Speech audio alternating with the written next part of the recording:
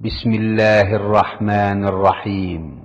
পরম করুণাময় ও অসীম দয়ালু আল্লাহর নামে শুরু। ومن أحسن قولا ممن دعا إلى الله وعمل صالحا وقال إنني من المسلمين।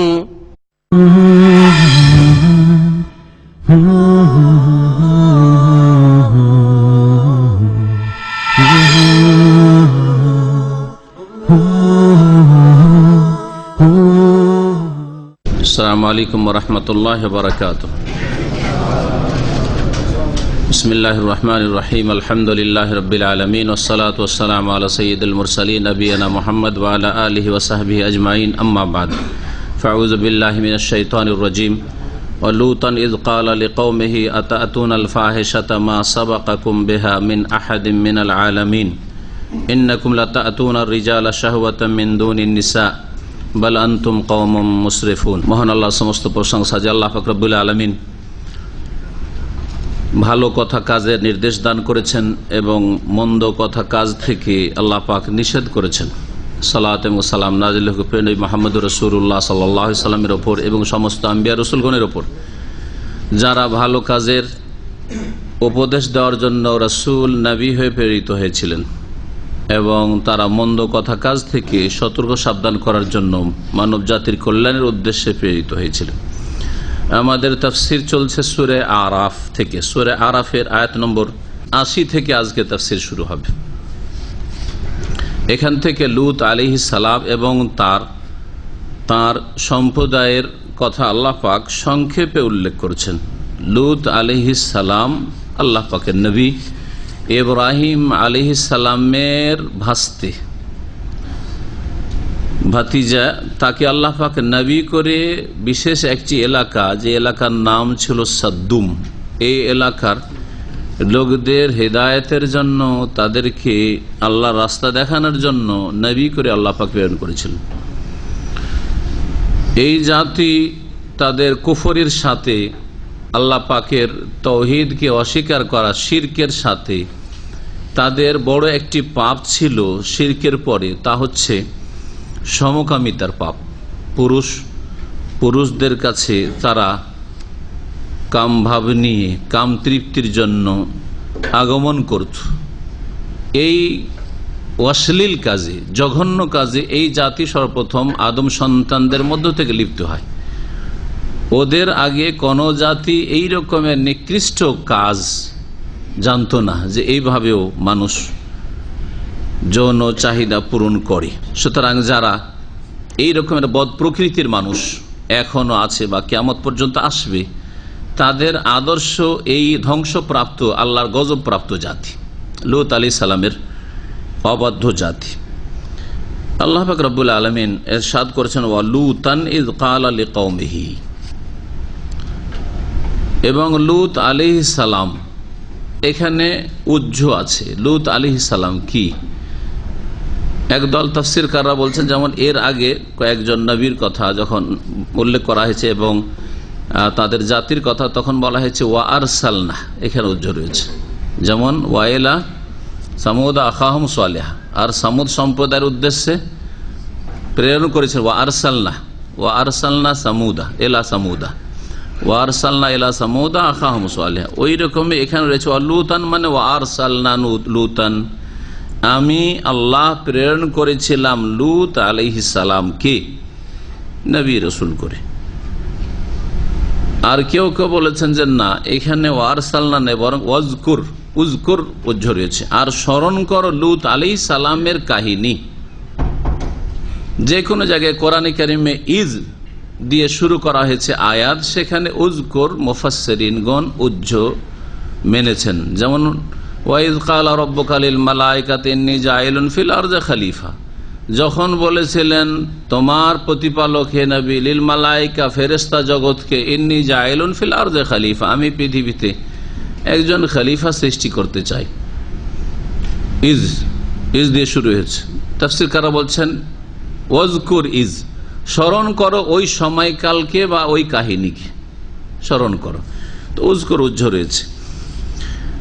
এখানে উজকর হতে পারে স্মরণ করো লূত আলাইহিস সালামকে, লূত আলাইহিস সালামের কাহিনীকে আর তার জাতির কাহিনীকে, অথবা আরসালনা লূতান, আর আমি প্রেরণ করেছিলাম এইরকমই লূত আলাইহিস সালামকে, ইয ক্বালা লিকওমিহি, যখন তিনি বলেছিলেন নিজ জাতিকে উপদেশ দিতে গিয়ে। তাদের তো কুফরি শিরক ছিল, আর সমস্ত আম্বিয়া রাসূলগণ মুশরিক কাফের জাতিদের উদ্দেশ্যে প্রেরিত হয়েছেন। তাদের সবচেয়ে বড় অপরাধ কুফরি শিরক। তার সাথে সাথে বিভিন্ন জাতির বিভিন্ন রকমের আরো বেশ কিছু অপরাধ ছিল। যারা আল্লাহর প্রতি বিশ্বাস হারিয়ে ফেলে, পরকালের প্রতি বিশ্বাস হারিয়ে ফেলে, কুফর শিরকে লিপ্ত হয়, তারা বহু পাপে নিমজ্জিত হয়ে যায়, পাপের রাস্তা তাদের সামনে খুলে যায়। এই জন্য দেখবেন তুলনামূলক আজকে মুসলিম সমাজে বহু পাপ রয়েছে, কিন্তু কাফের জাতিদের সাথে তুলনা করলে দেখা যাবে যে কাফের জাতিদের মধ্যে এত বেশি পাপ রয়েছে যে সেই সব অনেক পাপ হয়তো অনেক মুসলিমদের মধ্যে নেই, অধিকাংশ মুসলিমদের মধ্যে নেই। মানুষকে পাপাচার থেকে, অপরাধ থেকে, অন্যায় থেকে সবচেয়ে বড় বাঁচাবার শক্তি হচ্ছে আল্লাহর ভয় ভীতি, আল্লাহর প্রতি বিশ্বাস, আল্লাহর প্রতি বিশ্বাস এবং আখিরাত পরকালের প্রতি বিশ্বাস। আল্লাহ পাক জানছেন, শুনছেন, দেখছেন এবং তিনি আমাদেরকে সৃষ্টি করেছেন তার ইবাদত বন্দেগীর জন্য। যদি তার ইবাদত বন্দেগী আদেশ নিষেধ পালন না করি তাহলে মওতের পরে আখিরাত রয়েছে, যেখানে সকলকে আসামের কাঠগড়ায় হাজির হইতে হবে। এটা হচ্ছে আখিরাতের প্রতি ঈমান। এই ঈমান মানুষকে সবচেয়ে বেশি সৎ বানাতে পারে। এই বিশ্বাস, অন্য অনেক কারণে মানুষ অনেক পাপ থেকে বেঁচে থাকে। স্বাস্থ্যগত কারণে অনেক পাপ করে না, কারণ এটা শরীর স্বাস্থ্য খারাপ করে, সেজন্য অনেকে এই জন্য ওই পাপগুলি করে না। ধূমপান করে না, মদ খায় না, হ্যাঁ, ব্যভিচার করে না, সমকামিতা করে না। কিসের জন্য? কারণ এতে মারাত্মক ব্যাধিতে আক্রান্ত হবো। তো এটাও একটা কিছু লোকের জন্য সংশোধনের একটা রাস্তা, কিন্তু অল্প কিছু লোক হয়তো, তাই না? এই জন্য বড় বড় ডাক্তাররাকে দেখা যায় ধূমপান করেছে। ডাক্তার যারা মেডিকেল সায়েন্স জানছে, যারা শরীরের ক্ষয়ক্ষতি জানছে, তারাই ধূমপান করছে। শিক্ষিত লোকে ধূমপান করছে, জানছে ধূমপানের ক্ষয়ক্ষতি, হ্যাঁ, মদের ক্ষয়ক্ষতি জানছে, তারপরে মদ খাচ্ছে। এক শ্রেণীর তারা, অথবা এক শ্রেণীর পুঁজিপতিরা, পয়সাওয়ালারা, আর তারপরে এক শ্রেণীর শিক্ষিত লোকেরা মদ খায় না, অথচ তারা জানছে মদের কুপ্রভাব শরীর, স্বাস্থ্য, পরিবার ইত্যাদির উপর। এগুলি দিয়ে তেমন সংশোধন করা যায়, সামান্য কিছু লোকে সংশোধন হইতে পারে। এইরকম সমাজের একটা চাপ, সমাজের ভয়, আমাদের মুসলিম সমাজে অনেক আছে, বা হিন্দু সমাজে অনেক সমাজের ভয়, হ্যাঁ, কলঙ্ক একটা, ব্যভিচারের কাছে যায় না, হ্যাঁ, যুবক ছেলে কিন্তু প্রেম টেম ওইসব করে না, কারণ সমাজকে ভয় করে, কলঙ্ককে ভয় করে, বদনাম চাই না। একজন আইডিয়াল মানুষ হতে চায়, মানুষের মতো মানুষ হতে চায়, একজন স্টুডেন্টের মতো স্টুডেন্ট হতে চায় কলেজ ইউনিভার্সিটিতে, যার ফলে সবে যায় না। তো এই দিয়ে কিছু লোক হয়তো আছে, অল্প কিছু লোক যারা গুনাহ থেকে, অন্যায় থেকে, পাপ থেকে, অপরাধ থেকে বেঁচে থাকে, চুরি করে না, ডাকাতি করে না, কারণ এগুলো ভালো মানুষের কাজ নয়। হ্যাঁ, আর একটা জিনিস আছে যা অনেক মানুষকে হয়তো এরকম কিছু লোক আছে যাদেরকে বিরত রাখে পাপাচার থেকে, তা হচ্ছে মানবতা। হ্যাঁ, এটা মানুষের কাজ হলো চুরি করা, ডাকাতি করা, হ্যাঁ, তাই না? এই যা, কিন্তু এই সমস্ত এইরকম ধরনের যতগুলি পাপের কাজে বাধা দানকারী উপায় উপকরণ হতে পারে, সবগুলির মধ্যে সবচেয়ে বেশি ফলপ্রসূ আর সবচেয়ে বেশি শক্তিশালী, হ্যাঁ, কি? ঈমান এবং তাকওয়া। জি, ঈমান, আল্লাহর প্রতি বিশ্বাস, পরকালের প্রতি বিশ্বাস। মান কানা ইউমিনু বিল্লাহি ওয়াল ইয়াউমিল আখির, বহু আয়াতে এবং হাদিসে এই জন্য বলা হচ্ছে, যার আল্লাহর প্রতি এবং পরকালের প্রতি বিশ্বাস আছে সে যেন এইরকম কাজ করে, সে যেন এইরকম কাজ না করে। আল্লাহর প্রতি বিশ্বাস আছে, আল্লাহ জানছেন, দেখছেন, আল্লাহ ধরবেন। পরকালের প্রতি বিশ্বাস আছে, পরকালে জাহান্নামে যেতে হবে, সুতরাং ফালা ইউজিজারা, প্রতিবেশী কষ্ট দিও না, হ্যাঁ, ফালিউকরিম যায়ফা, অতিথির সম্মান করবে, ইত্যাদি ইত্যাদি বহু আয়াত এবং হাদিস রয়েছে না। ইন কুনতুম তুমিনুনা বিল্লাহি ওয়াল ইয়াউমিল আখির, আল্লাহ এবং রাসূল আনুগত্য করো আর নেতার আনুগত্য করো, হ্যাঁ, আলেমের কথা শোনো, নিজেই ফতোয়া দেওয়া শুরু করিও না। যদি আর তারপরে যদি মতবিরোধ দেখা যায় আলেমদের মাঝে বা নেতাদের মাঝে, তাহলে কোন দিকে ফিরতে হবে? ফারুদ্দুহু ইলাল্লাহি ওয়া রাসূলিহি ইন কুনতুম তুমিনুনা বিল্লাহি ওয়াল ইয়াউমিল আখির, আল্লাহ এবং পরকালে যদি বিশ্বাস থাকে তাহলে আল্লাহর দিকে ফিরে যাও, রসুলের দিকে ফিরে যাও, মানুষের দিকে ফিরে, ব্যক্তি পূজা করিও না। এই হুজুর বলেছেন, এত বড় হুজুর বলেছেন, সেই জন্য ভুল হইতে পারেন, এইসব কথা বলিও না। ইন কুনতুম তুমিনুনা বিল্লাহ, আল্লাহ ধরবেন, পরকালের প্রতি ঈমান আছে। পরকালে আল্লাহ জিজ্ঞাসা তোমাকে আল্লাহর কথা মানা, রসুলের কথা মানা ফরজ করেছিলাম না তোমার হুজুর কি বলার কথা মানা, পীরের কথা মানা ফরজ করেছিলাম? তখন কি জবাব দেবে? জি হ্যাঁ। ইন কুনতুম তুমিনুনা বিল্লাহি ওয়াল ইয়াউমিল আখির। সবচেয়ে বেশি ফলপ্রসূ মানুষের জীবনকে সুন্দর করার জন্য, মানুষের সুন্দর একটা লাইফ গড়ার জন্য যে উপায়, সেটা হচ্ছে আল্লাহর প্রতি বিশ্বাস এবং পরকালের প্রতি বিশ্বাস। আল্লাহ এবং পরকালে সারা বিশ্বের মানুষ যদি বিশ্বাসী হয়ে যায়, বা কমপক্ষে মুসলিমরা সকলে যদি সত্যিকার অর্থে আল্লাহ পরকালে বিশ্বাসী হয়ে যায়, তাহলে মুসলিম দেশে থানা পুলিশ কিছুই লাগবে না। হ্যাঁ, কিছুই লাগবে না। লাগবে নাকি? কেউ কারোর জুলুমি করবে না, কারো হক নষ্ট করবে, আদালতও লাগবে না, বিচারই আসবে না। কোথায় বিচার আসবে? বিচারের শেষ নাই, বছরকে বছর পড়ে আছে, লাইন লেগে আছে, আগের বিচারই শেষ হয় না। হ্যাঁ, শেষ করতে পারে না আদালতে কর্মকর্তারা, তো পরের গুলি নতুনগুলো কি করে করবে? ওই ফাইলই পড়ে আছে, প্রয়োজনীয় হবে না, কেউ যাবেই না। কারণ কোনো কেসই হয় না, মারামারি হয় না, কলহ হয় না, ঝগড়া হয় না, না জমি জায়গা না টাকা পয়সা নেই ঝগড়া। আল্লাহ পরকালে বিশ্বাস আছে, কেউ কারো মেরে খাবো না, ঠিক কিনা? আল্লাহ পরকালে বিশ্বাস আছে, কেউ কারো অন্যায় করবো না, কোন পুরুষ কোন মহিলার গায়ে হাত দেবে না, আল্লাহ ছাড়া কারো ভয় থাকবে না। তাহলে কত টাকা সরকার বেঁচে যাবে যা হোম মিনিস্ট্রিতে খরচ করা হচ্ছে বা ডিফেন্সে খরচ করা হচ্ছে, এই দুইটি মন্ত্রণালয় খরচ করা হচ্ছে। জুলুম অত্যাচারের ভয় না প্রতিরক্ষা মন্ত্রণালয়, তাই না? যে এক দেশ আরেক দেশের অথবা ভিতরে কিছু এইরকম শত্রু পয়দা হইতে পারে যারা এইরকম জুলুম অত্যাচার বাড়াবাড়ি করতে পারে। তাহলে কেউ যদি কারো হক নষ্ট না করে, আল্লাহর হক নষ্ট না করে, রাসূলের হক নষ্ট না করে, বাপমার হক নষ্ট না করে, শাসকের হক নষ্ট না করে, জনগণের হক নষ্ট না করে, মানুষের হক নষ্ট না করে, তাহলে তো এইসবের প্রয়োজনই নাই। এতগুলি সবচেয়ে বড় খরচ এই খাতগুলিতে রয়েছে, সব থেকে দেশ মুক্ত হয়ে যাবে, দেশ সচ্ছল হয়ে আসবে, দেশের অভাব দূর হয়ে যাবে। আল্লাহর ভয় যদি থাকে, আল্লাহর ভয় থাকে, রাতের অন্ধকারে সুযোগ পেলেও কেউ ব্যভিচারের কাছে যাবে না, সমকামিতার কাছে যাবে না। যতই তার যৌন চাহিদা, যৌন তাড়না থাকে, পেরেশান করে দিক, তারপরে আল্লাহর ভয়ে না জবান খুলবে, না হাত বাড়াবে, না পা বাড়াবে, ঠিক না? জি হ্যাঁ, আল্লাহর ভয়। আল্লাহর ভয় থাকলে কারো জন্য কোন রকমের পাহারা নসিহত করাও লাগবে না, উপদেশও লাগবে না, উপদেশও লাগবে না। নিজে উপদেশ দেবে অন্যকে, নিজে অন্যের সংস্কার সংশোধন করবে, নিজে চলে শুধু না মুসলে হবে, অন্যের সংশোধন করবে।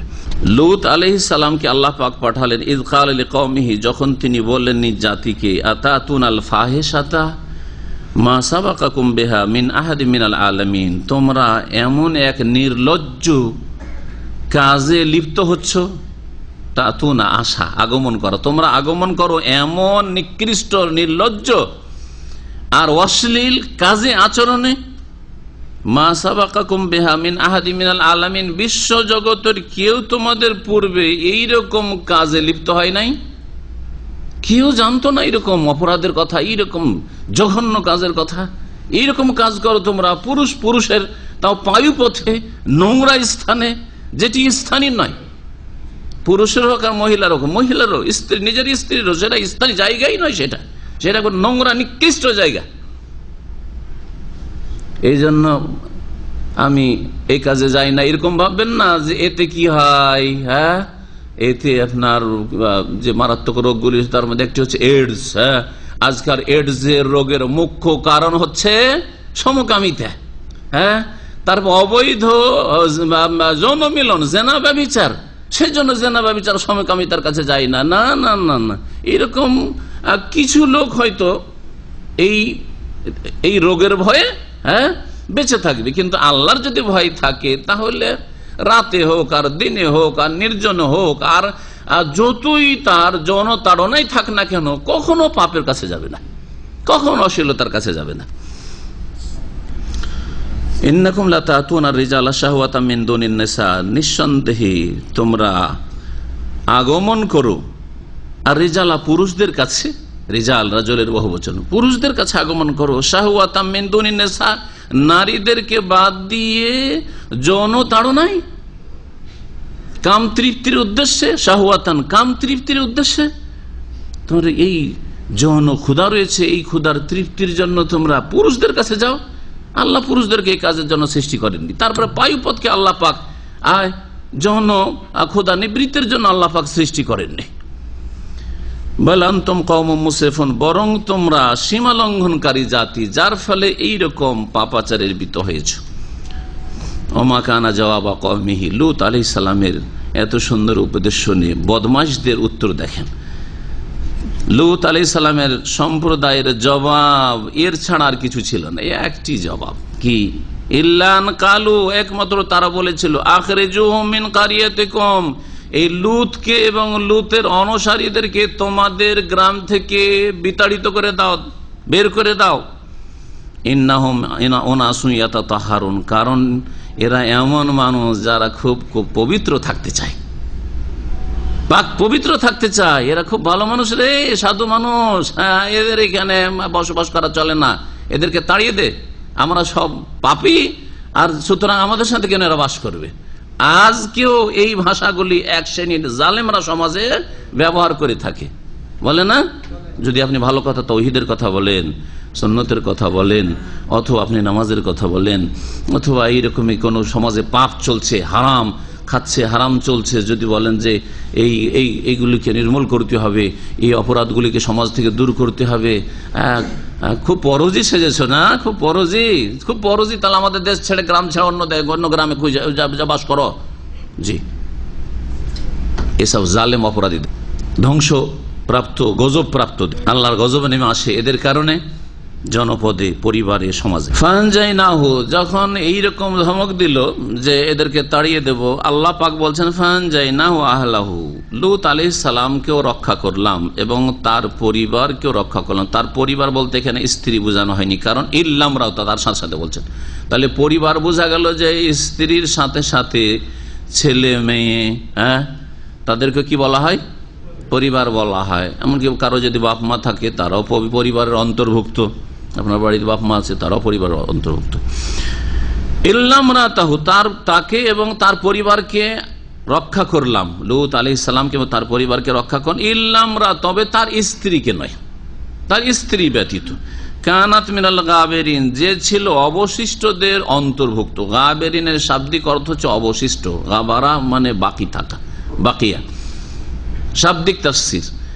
অধিকাংশ অনুবাদগুলিতে বাংলাতে অথবা আরবি উর্দুতেও তর্জমা করতে গিয়ে তারা ভাব অর্থ করেছে, তা বলছে তা সে ছিল ধ্বংসপ্রাপ্তদের অন্তর্ভুক্ত। তো গাবারা মানে ধ্বংস হয় না, কিন্তু সেটা হচ্ছে কি পরিণামকে লক্ষ্য রেখে অনুবাদ করা। তার মানে যারা অবশিষ্ট ওই গ্রামে থেকে গেছিল তাদের অন্তর্ভুক্ত, আর অবশিষ্টদের দশা কি হয়েছিল? তাদেরকে আল্লাহর গজবে রাতারাতি ধ্বংস করা হয়েছিল। সুতরাং কানাত মিনাল গাব, সে ধ্বংসপ্রাপ্তদের অন্তর্ভুক্ত ছিল। ধ্বংসপ্রাপ্ত যারা অনুবাদ করেছে তারা শাব্দিক অনুবাদ করেনি। জি, ওয়ামতারনা আলাইহিম মাতারা, এবং এই জাতির ওপর, পাপিষ্ট জাতি লূত আলাইহিস সালামের জাতির ওপর আমি বৃষ্টি বর্ষণ করেছিলাম। কিসের বৃষ্টি? পাথরের বৃষ্টি বর্ষণ করেছিলেন। যারা ভাষাবিদ তারা উল্লেখ করেছেন একটি সুন্দর কথা, এটি হচ্ছে ভাষা জ্ঞান। মাতার, আজকাল বৃষ্টিকে মাতার বলা হচ্ছে। কোরআনে কারিমে যেখানে মাতার শব্দটি বলা হয়েছে আযাবের বৃষ্টিকে বলা হয়েছে, অথচ আজকাল ভাষা এমন পরিবর্তন হয়ে গেছে যে যেটা রহমতের বৃষ্টি, মানে প্রয়োজন আছে আমাদের বর্ষা বৃষ্টি, সেই সময় যে বৃষ্টি ওটাকে মাতার বলা হচ্ছে। কোরআন ভাষায় কিন্তু ওইটা বলা হয়নি, সেটাকে রহমত বলা হয়েছে। জি, আল্লাহুল্লাযী ইউরসিলু রিয়াহা তুসিরু সাহাবান ফায়াবসুতু ফিস সামা, এইভাবে আল্লাহ পাক বলেছেন রহমতের কথা, বিভিন্ন আয়াতে রহমত বলেছেন, বৃষ্টিকে কি বলেছেন? রহমত বলেছেন। যে মেঘমালা থেকে আল্লাহ পাকের রহমত নেমে আসে। আর মাতার যেখানে আল্লাহ পাকের গজবের, আযাবের, শাস্তির বর্ষণ হয়েছে সেখানে মাতার শব্দটি ব্যবহার করা হয়েছে। যুগের আবর্তন বিবর্তনে ভাষার প্রয়োগ পরিবর্তন হয়ে যায়, হয় না? হয় না? আজকে থেকে 50 বছর আগে আপনার বাপ দাদারা যেসব ভাষাগুলি ব্যবহার করতে এখন আপনার করেন না, কিন্তু অনেক ক্ষেত্রে হয় না এরকম? একই এলাকাতে কিছুদিন পর পর ভাষা পরিবর্তন, যে কোনো ভাষার ক্ষেত্রে। ইংরেজি ভাষা সম্পর্কে বলা হয়েছে যে ইংরেজি ভাষার প্রাচীন ভাষা হচ্ছে ল্যাটিন ভাষা। ল্যাটিন ভাষা বা ইংরেজিটাই যদি ধরেন, ইংরেজি এত দ্রুত পরিবর্তন হয় যে আজকে থেকে 100 থেকে 150 বছর আগে বা 200 বছরের ইংলিশ অধিকাংশ বুঝবে না এখনকার যারা ইংলিশ পড়া লোক, যতক্ষণ পর্যন্ত ডিকশনারি কনসাল্ট না করবে, ডিকশনারি না দেখবে ততক্ষণ পর্যন্ত। এই জন্য শেক্সপিয়ার বড় একজন ইংলিশের যে কবি, তার কবিতা সাধারণ এখনকার ছেলেরা যতই ইংলিশের তারা অনার্স হোক আর মাস্টার্স করা হোক বুঝবেন না, যতক্ষণ পর্যন্ত এক একটা শব্দ ওর এতে না দেখবে, ডিকশনারিতে না দেখবে। দ্রুত পরিবর্তন, কিন্তু আলহামদুলিল্লাহ আরবির পরিবর্তনটা অনেক ধীরে ধীরে হয়েছে এবং অল্প কিছু পরিবর্তন হয়েছে। যুগের আবর্তন 1400 বছর আগের আরবি, কোরআনের আরবি, ঠিক না, হাদিসের আরবি 1400 বছর আগের আরবি, ঠিক না। কিন্তু এখনকার আরবদের জন্য অধিকাংশ ক্ষেত্রে বোধগম্য, অধিকাংশ কথা বুঝে, অল্প কিছুর ক্ষেত্রে ওই ভাষাগুলি ওই শব্দগুলি হয়তো তারা ব্যবহার করে না, যার ফলে সাধারণ আরবদের জন্য বোঝা মুশকিল। কিন্তু যারা আরবি কিছুটা লেখাপড়া করেছে, ভাষাগত জ্ঞান আছে, তারা বুঝে। এই জন্য আরবদের মধ্যে যারা সাধারণ পড়াশোনা করেছে আরবি, তারাও বুঝে, আর যারা অনারব আমাদের মতো যারা আরবি জ্ঞান হাসিল করেছে তারাও বুঝে। আল্লাহ পাক রব্বুল আলামিন তারপরে বলছেন যে ওয়ামতারনা আলাইহিম মাতারা, এই পাপিষ্ঠ জাতির ওপর আমি পাথরের বৃষ্টি বর্ষণ করলাম। ফানজুর কাইফা কানা আকিবাতুল মুজরিমিন। সুতরাং হে নবী, হে মুসলিম, হে মানুষ, একটু গভীর ভাবে চিন্তা করে দেখো। নাজারা ইয়ানজুর মানে শুধু চোখ দিয়ে দেখা নয়, কারণ চোখ দিয়ে তো আর দেখার সময় না, ঘটে গেছে কখন ঘটে চলে গেছে ঘটনা, তাই না। তো এই দেখা কোন দেখা? অন্তর্দৃষ্টি দিয়ে দেখা। গভীর ভাবে চিন্তা করে দেখো, কাইফা কানা আকিবাতুল মুজরিমিন, অপরাধীদের পরিণাম কেমন হয়েছিল। তাহলে যারা সমকামিতায় লিপ্ত হয় বা সমকামিতার অনুমতি দেয় আইনগত, তারা কি কোরআন ভাষায় মুজরিমিন, তারা মুজরিম, অপরাধী, তারা অপরাধী, চরম অপরাধী তারা।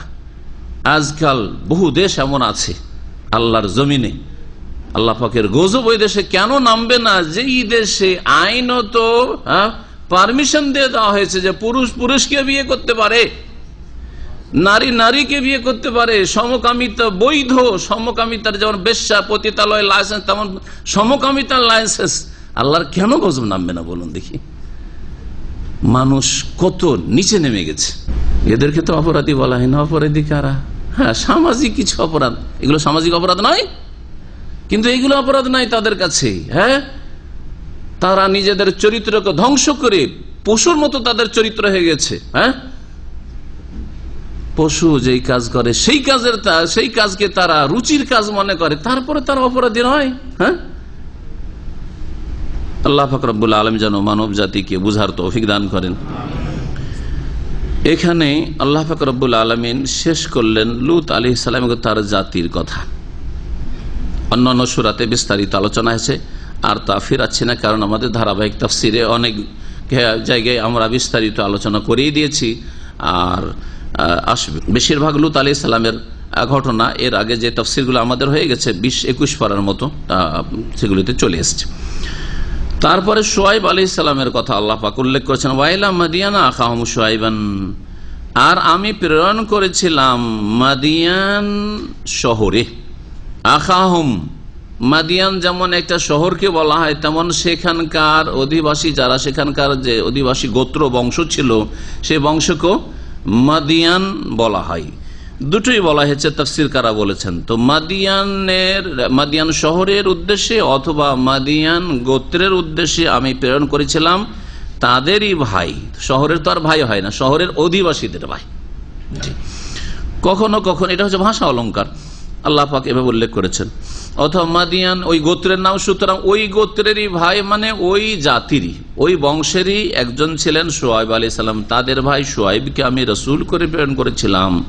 কালা, তিনি গিয়ে বলেছিলেন নিজ জাতিকে, ইয়া কওম, হে আমার সম্প্রদায়, উবুদুল্লাহ, তোমরা এক আল্লাহর ইবাদত করো, মা লাকুম মিন ইলাহিন গায়রুহু, তার ছাড়া অন্য কোন তোমাদের সত্য উপাস্য নেই। অন্য যেসব উপাস্য রয়েছে, মানে যাদের উপাসনা কিছু লোকেরা করে, সেগুলি সত্য নয়, সেগুলি মিথ্যে। জি, উবুদুল্লাহ মা লাকুম মিন ইলাহিন গায়রুহু, গত সপ্তাহে বলেছি যে এটাই হচ্ছে লা ইলাহা ইল্লাল্লাহর তরজমা, ঠিক না? লা ইলাহা ইল্লাল্লাহ তো নেতিবাচক ইতিবাচক, লা ইলাহা এসব এলা নয়, এগুলো এলা নয়, এরা মাবুদ না, এরা আবেদ। জি, এদের ইবাদত ফরজ, জিন ইনসান হইলে এরা মাবুদ হইতে পারে, উপাস্য হইতে পারে না। ইল্লাল্লাহ, একমাত্র আল্লাহ, তিনি সত্য উপাস্য মাবুদ। ইতিবাচক নেতিবাচক, হ্যাঁ এবং না। ঠিক তেমনি অবুদুল্লাহ, হ্যাঁ পজিটিভ। মা লাকুম মিন ইলাহিন গায়রু, তার ছাড়া তোমাদের কোনো উপাস্য নাই, হচ্ছে নেগেটিভ। ক্বাদ জাআতকুম বায়্যিনাতুম মির রাব্বিকুম, তোমাদের প্রতিপালকের পক্ষ থেকে তোমাদের কাছে সুস্পষ্ট দলিল প্রমাণ এসে গেছে। দলিল প্রমাণ এসে গেছে, রিসালাত, রাসূল এসেছেন, রাসূলরা মুজিজাও দেখিয়েছেন, এবং তারা যে ওহীর কথা বলেছেন সেগুলি হচ্ছে দলিল। তাহলে নবীদের কাছে দলিল দুই রকমের, এক হচ্ছে শরীয়তগত বিধানগত দলিল, যে ওহী নাজিল হচ্ছে সেই ওহী, আর এক হচ্ছে সৃষ্টিগত দলিল, তা হচ্ছে মুজিজা, মুজিজা অলৌকিকত্ব। ফাউফুল কাইলা ওয়াল মিজানা ওয়ালা তাবখাসুন নাস আশিয়াহুম। শুআয়ব আলাইহিস সালামের জাতি, এই জাতি কাফের মুশরিক ছিল, তাদের সবচেয়ে বড় অপরাধ শিরক, আর শিরকের সাথে সাথে তাদের আরেকটি চরম অপরাধ ছিল, সেটা মানুষের হক নষ্ট করা, মানুষের হকের সাথে সম্পর্কিত। তা হচ্ছে মানুষের কাছ থেকে পুরাপুরি নেওয়া আর দেওয়ার ক্ষেত্রে কম দেওয়া। ওজনেই মারুক, মাপেই মারুক, অথবা অন্য কোনো ক্ষেত্রে হোক না কেন, এই কথাটি শুধু ওয়াজান এবং কাইলের ক্ষেত্রে। ওয়াজান এবং কাইল আরবিতে দুটো শব্দ আছে, আমরা বাংলাতে সবটাকে মাপ বলি, হ্যাঁ, কিন্তু ওজন মানে হচ্ছে দাঁড়ি পাল্লা দিয়ে ওজন করা। ওজন কাকে বলা হয়? মিজান বলা হয় দাঁড়ি পাল্লাকে। দুটো পাল্লা রয়েছে, একদিকে আপনি যেটা দিচ্ছেন, হ্যাঁ, আর একটা যেটা নিচ্ছেন, এটা হচ্ছে ওজন, ওয়াজন। ওয়াল ওয়াজনু ইয়াউমাইযিনিল হক, ওজন। আর আরেকটা হচ্ছে কাইল, কালায়া কিলো। কাইল হচ্ছে কোন পাত্রে মেপে দেওয়া, কোন পাত্রে মেপে দেওয়া। এই যে পানি আমরা কিনছি বোতল দেখে, ঠিক না, এই বোতল ওজন করে নি না, কিন্তু এটা পিস হিসাবে কিনছি, আর বোতলে পানি কতটা লেখা আছে, ওই যতটা লেখা আছে আছে, সত্য লিখুক আর মিথ্যাই লিখুক, ঠিক না, এই যে কাইল, এটা কাইল। এইরকমই আমাদের দেশে আমরা ছোটকালে দেখেছি, এখন তো সবকিছু ওই দাঁড়ি পাল্লাতে উঠাচ্ছে, সব দাঁড়ি পাল্লায়। কিন্তু ধান, চাল, আঠা, কি বলছে, কাঠা, হ্যাঁ কাঠা, আড়ি, ধামা, এগুলোতে মাপা হইতো। গৃহস্থরা যখন ধান টান মেরে নিয়ে আসতো, তখন ওই আড়ি বলে আমরা, এই ছোট সাইজের গুলোকে, আর বড়গুলোকে ধামা বলা হয়, বেতের। তো ওইগুলো দিয়ে মাপতো। হ্যাঁ, মহিলারা চাল মেপে ধার দেওয়া দিই করে, ধার দেয় নাই কিসে, হ্যাঁ কাঠা বলি আমরা। আর তারপরে তেল ধার দেওয়া দিই করতো মাখালারা, দেখতাম কিসে, হ্যাঁ হ্যাঁ হ্যাঁ কোনো কিছুতে। টিনের আমার দেশের ওই আপনারা যারা কলু, ওরা ওই যে তেল বিক্রি করতে, তেল কিসে মেপে দিত, দাড়ি পাল্লাতে দেখেছেন, বাটখারা দিয়ে? না না না না, তাদের কাছে থাকে, এটা হচ্ছে 100 গ্রাম, এটা হচ্ছে 200 গ্রাম, এগুলোকে কাইল বলা হয়, এগুলো কাইল বলা হয়। তো এরা দাঁড়ি মারতো, এরা মাপে কম দিত, ওজনে এবং মাপে কম দিত, নেওয়ার সময় বেশি আর দেওয়ার সময় কম। আপনারা করেন না? আপনাদের মধ্যে ওরা করছে, যারা মালিকের কাছ থেকে নেয় বেশি আর দেয় কম। জি হ্যাঁ, 8 ঘন্টা ডিউটি, ওর মধ্যে স্ত্রীর সাথে 1 ঘন্টা টেলিফোন, ইন্টারনেটের যুগ। 8 ঘন্টার মধ্যে 1 ঘন্টা আপনি স্ত্রীর জন্য নিলেন, বেতন কিন্তু 8 ঘন্টায় নিচ্ছেন। হ্যাঁ, এটা দাঁড়ি মারা নয়, এটা মাপে মারছেন না? অবশ্যই মারছেন আপনি, অবশ্যই। আপনি এই আল্লাহকে ভয় করতে হবে। শুধু ওজনে মারলে দাঁড়ি মারে শুধু যারা হাটে বাজারে, আর আপনি অফিসে বসে বসে দাঁড়ি মারেন না। হ্যাঁ, অফিসে আসার নাস্তা কেন আপনার স্ত্রীর কাছে উঠে বা আপনি নিজেই রুমে উঠে আগে আধা ঘন্টা 1 ঘন্টায় উঠে নাস্তা করে আসতে পারেন না? নাস্তা করবেন বসে বসে, ভদ্রলোক এসে প্রথম আসলেন, আসার পরে পানি নিয়ে, চা নিয়ে, নাস্তা নিয়ে গেল, ওতে 1 ঘন্টা। কার টাইমটা? ওই টাইমটা আপনার না আপনার মালিকের, যার কাছ থেকে আপনি বিনিময় নিচ্ছেন যে মাসে 8 ঘন্টা, এক দিনে হলে এত ঘন্টার স্যালারি হচ্ছে এতটা। ওর মধ্যে কত ঘন্টা আপনি নাস্তা করে নিচ্ছেন? অনুমতি আছে? যদি অনুমতি হয় তাহলে ঠিক আছে, জায়েজ, কিন্তু অনুমতি না থাকে তো জায়েজ নয়। আর কোন মালিক যদি বলে যে আমার অফিসে কোন রকমের নাস্তা চলবে না, কোনো বাড়াবাড়ি নেই, জুলুম করে না। আমার ইসলামী সেন্টারে যদি বলে যে কোনো নাস্তা এখানে চলবে না, কোনো অন্যায় কথা নয় এটা, কারণ 8 ঘন্টা আপনার কাছ থেকে নেওয়া হয়েছে, এটা ডিউটির জন্য, এখানে নাস্তা পানি করার জন্য। এটা হচ্ছে আমানত। আমানত আপনার যখন হকের বিষয় আসছে, যদি 1000 টাকা চুক্তি করে থাকে আর 800 টাকা দেয়, আর বাহানা করে যে না সকল মাফি কোয়েস, কাজ ভালো করে না সেজন্য 1000 বেতন দিব না। আমি তো ভেবেছিলাম যে কাজ ভালো করবে সেজন্য 1000 করে না অনেক মালিক। তখন তো আপনি বলেন যে আমার মালিক জুলুম করে দিল, কফিল জুলুম করলো, তখন জুলুম লাগে। যদি সত্যি জুলুম করে তো অবশ্যই জুলুম। কাজ আপনি জানেন, তারপরেও দেবে না আসল আপনার প্রাপ্যটা, বেতনটা, সেই জন্য বাহানা করছে, তাহলে জুলুম। কিন্তু যদি আসলে কাজ জানেন না, অনেক ড্রাইভার, তিক্ত অভিজ্ঞতা ড্রাইভার, দেশে আমি গাড়ি চালাই করে কয়েক ছেলে এরকম এসছে, আসার পরে সুবহানাল্লাহ ওদের একটু উপকার করার জন্য নিয়ে এসে মালিকের কাছে এসে গাড়ি চালাতে পারে না, আর গাড়ি স্টিয়ারিং ধরতে পারে না, চালাতে পারে না, অথচ এই দেশের রাস্তা এত সুন্দর। তারপরে যে নিয়ে আসে সে মাঝখানে ফেসে যায়। জানতা সবাই কথা কি নিয়ে আসলে এটা, গাড়ি চালাতে জানা না, কিছু জানা, মায়ারে ফেসে। তাহলে ওর সাথে যদি 1200 বা 1400 1500 টাকা চুক্তি করে থাকে আর জানে না গাড়ি চালাতে, হ্যাঁ, তাহলে ওকে যদি 1500 জায়গায় 1000 দেয় বা 1200 দেয়, তো জুলুম করল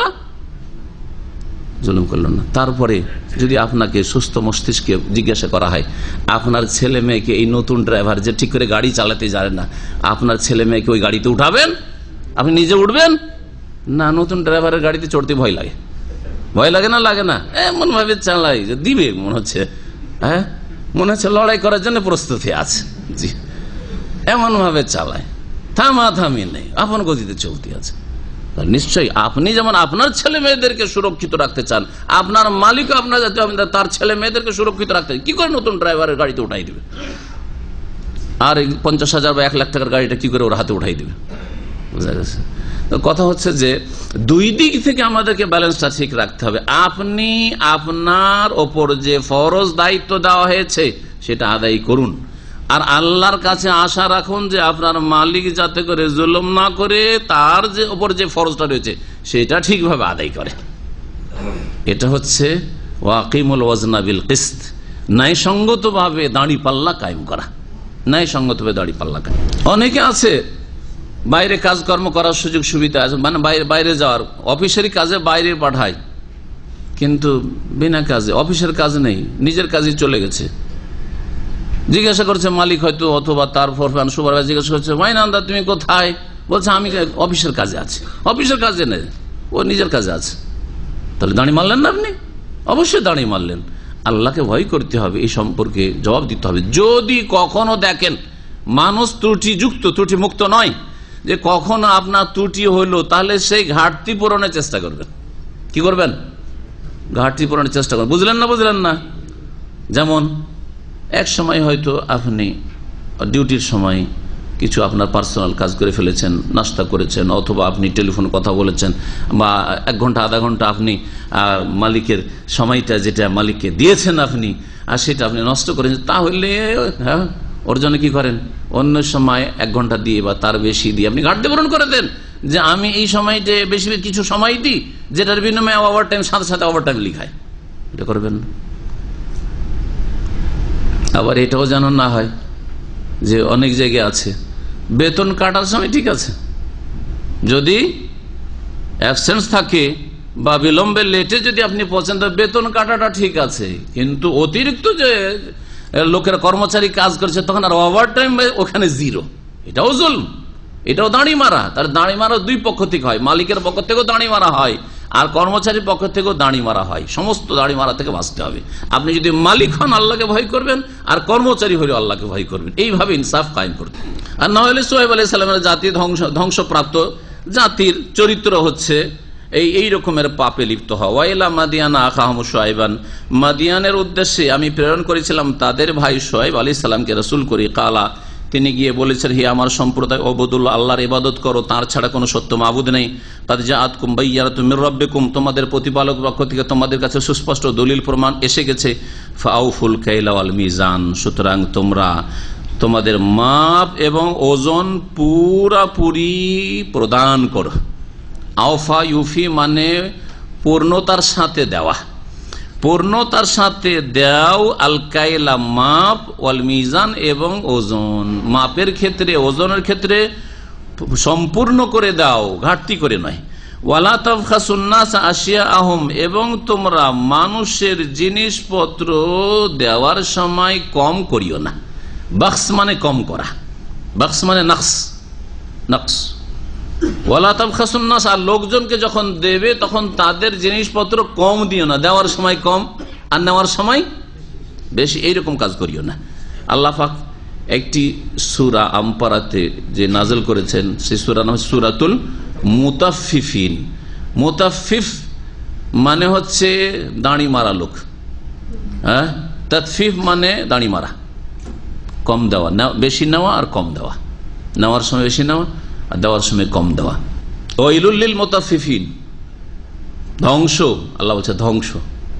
ওয়াইল নামক জাহান্নাম, দুর্ভোগ, এগুলি হচ্ছে ওয়াইলের অর্থ।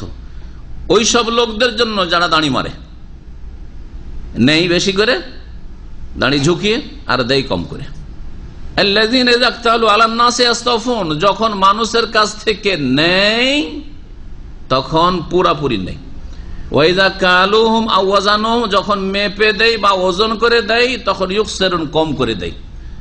আল্লাহ বলছেন আলা ইয়াযুন্নু উলাইকা আন্নাহুম মাবউসুন, তাদের কি এই বিশ্বাস নেই, চিন্তা চেতনা নেই যে তাদেরকে পুনরুত্থিত করা হবে, কবর থেকে উঠানো হবে, বিচার দিবসে হাজির করা হবে।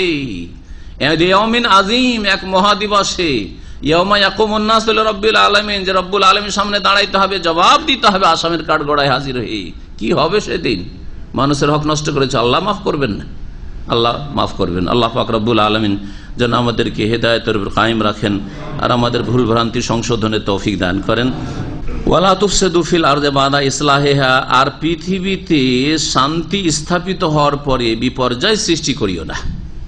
ফাসাদ, বিপর্যয় সৃষ্টি করা, ফিতনা ফাসাদ সৃষ্টি করা, আর ইসলাহ হচ্ছে শান্তি প্রতিষ্ঠা। দুনিয়া দেশে শান্তি রয়েছে, সমাজে শান্তি রয়েছে, পরিবারে শান্তি রয়েছে, আল্লাহর জমিন সবটাকে সামিল, ব্যক্তি, পরিবার, সমাজ, দেশ, সারা বিশ্ব সবকে সামিল। বোঝা গেছে না? যে যেখানে আছেন, আপনার বাড়িতে মাশাআল্লাহ শান্তভাবে ভাইদের সাথে ভালো চলে যাচ্ছে, পরিবারের যে সদস্য রয়েছে তাদের সাথে ভালো চলে যাচ্ছে, অশান্তি সৃষ্টি করিয়েন না, অশান্তির কারণ আপনি হয়েন না। ওয়ালা তুফসিদু ফিল আরদি বাদা ইসলাহিহা, আর আল্লাহর জমিনে সবচেয়ে বড় ফাসাদ হচ্ছে শিরক। ভালো করে শুনে রাখবেন, ফাসাদ মানে শুধু আপোষে ঝগড়া করা নয়, ফাসাদ মানে আপোষে কলহ বিবাদ নয়, হিংসা বিদ্বেষ নয়,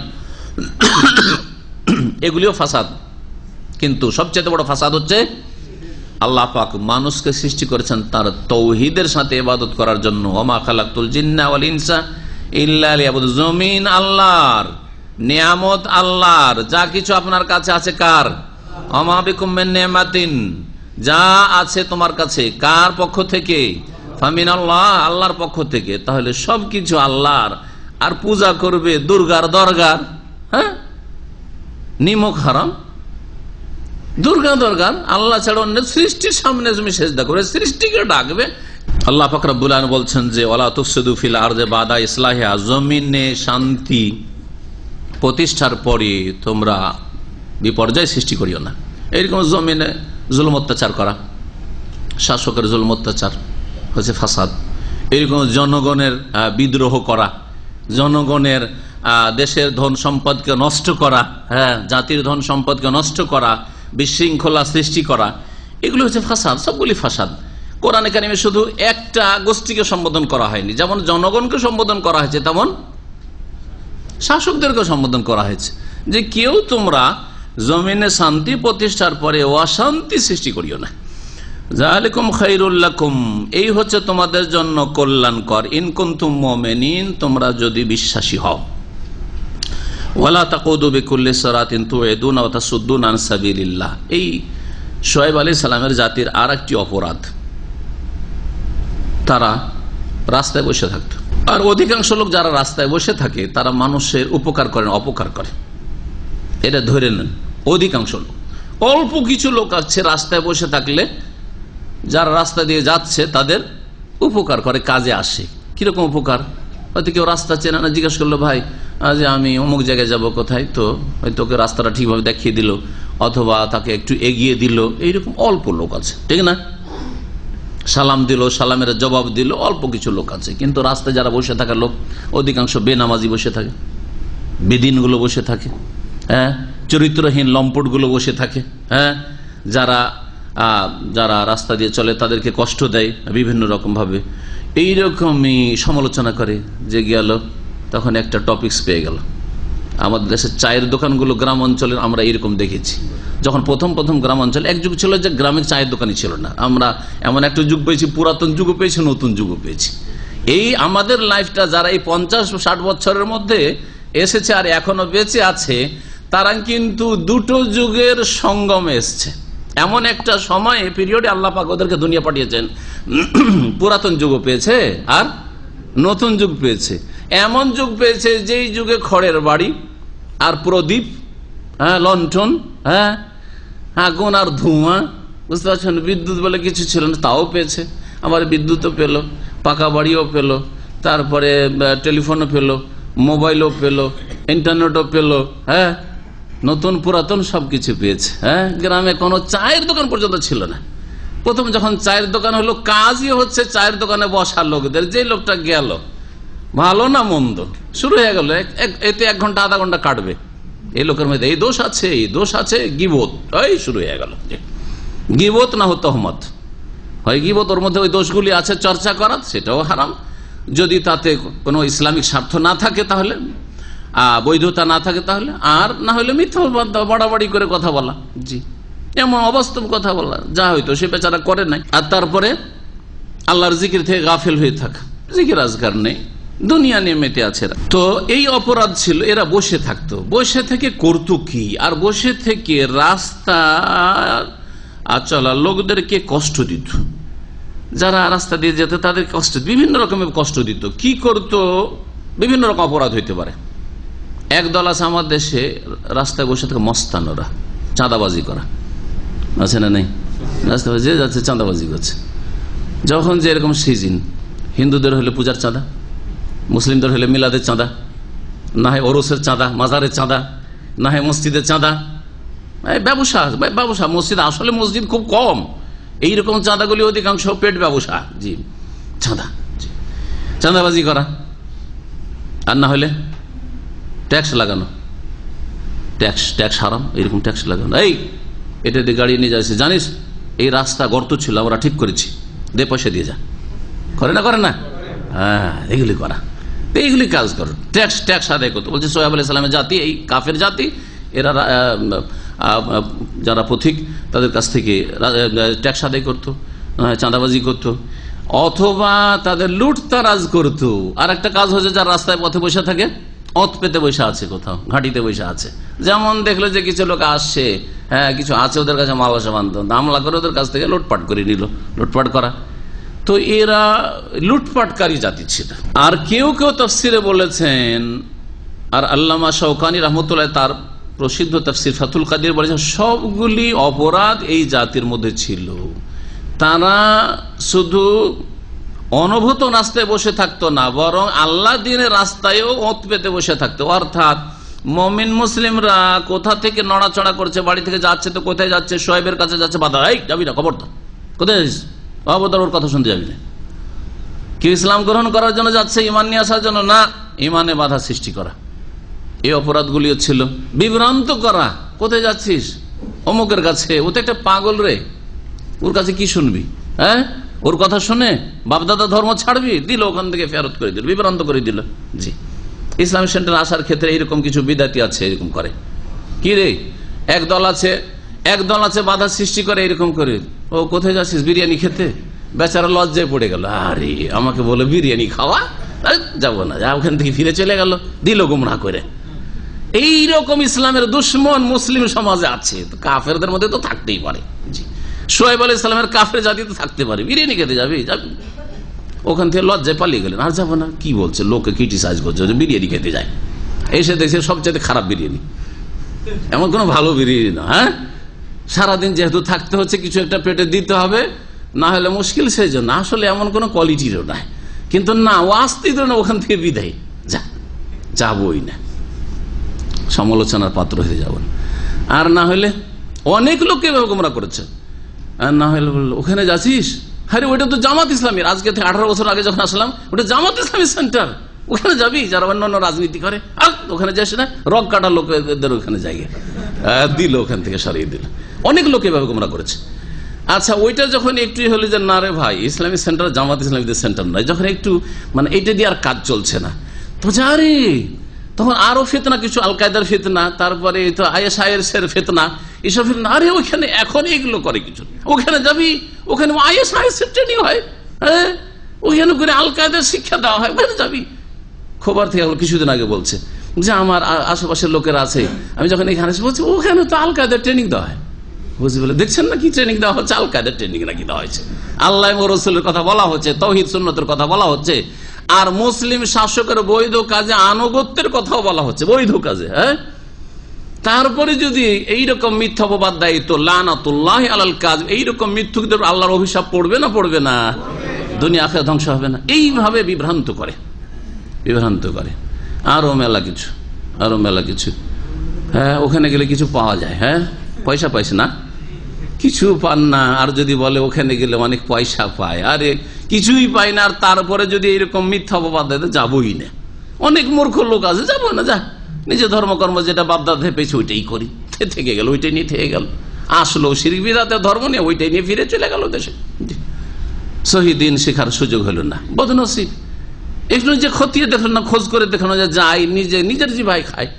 কেউ যদি বললে যে এই খাবারটা ভালো না, তো ভালো না শুনে খাবেন না, একটু চেখে দেখবেন, আরে চেখে দেখেন, ভালো লাগলে খান, না হলে খেন না।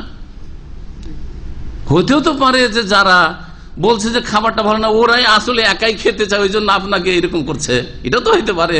হ্যাঁ, বা ওদের জিভা বিকৃত, এই যে বেদাতীদের জিভা বিকৃত, ওদের জিভা বিকৃত। জ্বর আছে, যে জ্বরের সময় কিছু ভালো লাগবে?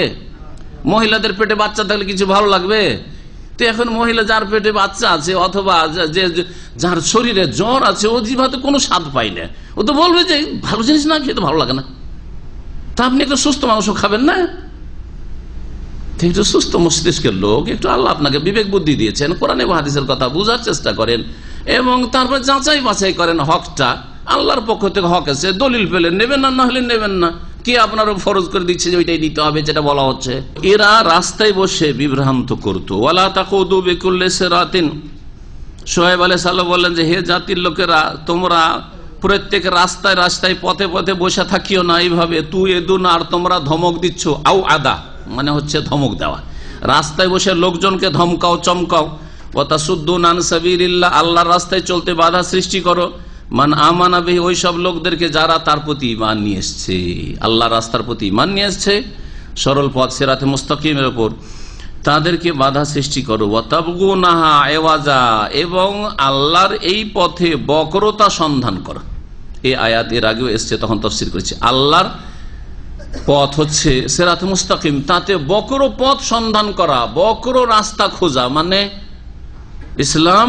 হ্যাঁ, আল্লাহ পাক যেই ইসলাম নাযিল করেছেন তাওহীদ এবং সুন্নাতের, সেটাকে বিকৃত করা, অপব্যাখ্যা করা, হ্যাঁ, তারপরে ভুল ব্যাখ্যা করে ভুল বোঝানো মানুষকে, অথবা বিপথে চালিত করে দেওয়া, অন্য পথে চালিত করে দেওয়া, এসবগুলি শামিল তাতে। ওয়াজকুরু, আরো স্মরণ করো, ইয কুনতুম কালিলান, যখন তোমাদের সংখ্যা খুব কম ছিল, সংখ্যালঘু তোমরা ছিলে। ফাকাসসারাকুম, আল্লাহ তোমাদেরকে সংখ্যা গরিষ্ঠ করলেন। তো এটা আল্লাহর নিয়ামত না? দুর্বল ছেলে, জনবলে দুর্বল ছেলে, ধনে দুর্বল ছেলে, আল্লাহ তোমাদেরকে শক্তিশালী করে সচ্ছল করলেন। ওয়ানজুরু, আর চিন্তা করে দেখো, কাইফা কানা আকিবাতুল মুফসিদিন, যারা বিশৃঙ্খলা সৃষ্টিকারী, বিপর্যয়, ফিতনা, ফাসাদ সৃষ্টিকারী, তাদের পরিণাম কি হয়েছিল। সুতরাং তোমরাও যদি এইরকম করো, হে আমার জাতি, শোয়েব আলাইহিস সালাম বলছেন, তাহলে তোমাদেরও পরিণাম খারাপ হবে। ওয়াইন কানা তায়ফাতুম মিনকুম আমানু বিল্লাযী উরসিলতু বিহি ওয়া তায়ফাতুল লাম ইউমিনু ফাসবিরু। শোয়েব আলাইহিস সালাম বলছেন, দেখো তোমাদের মধ্যে কিছু লোক যা আমি নিয়ে এসেছি, যা নিয়ে প্রেরিত হয়েছি তার প্রতি ঈমান নিয়ে আসছে, আর কিছু লোক অস্বীকার করছো। ঠিক আছে, কারা সত্য পথে রয়েছে আর কারা ভুল পথে রয়েছে, এর জন্য কিছুদিন ধৈর্য ধারণ করো, অপেক্ষা করো, আল্লাহ পাক চূড়ান্ত ফয়সালা করবেন। দেখে নাও যে কাদেরকে আল্লাহ সম্মানিত করেন আর কাদের উপর আল্লাহ পাকের আযাব নেমে আসে, একটু দেখো।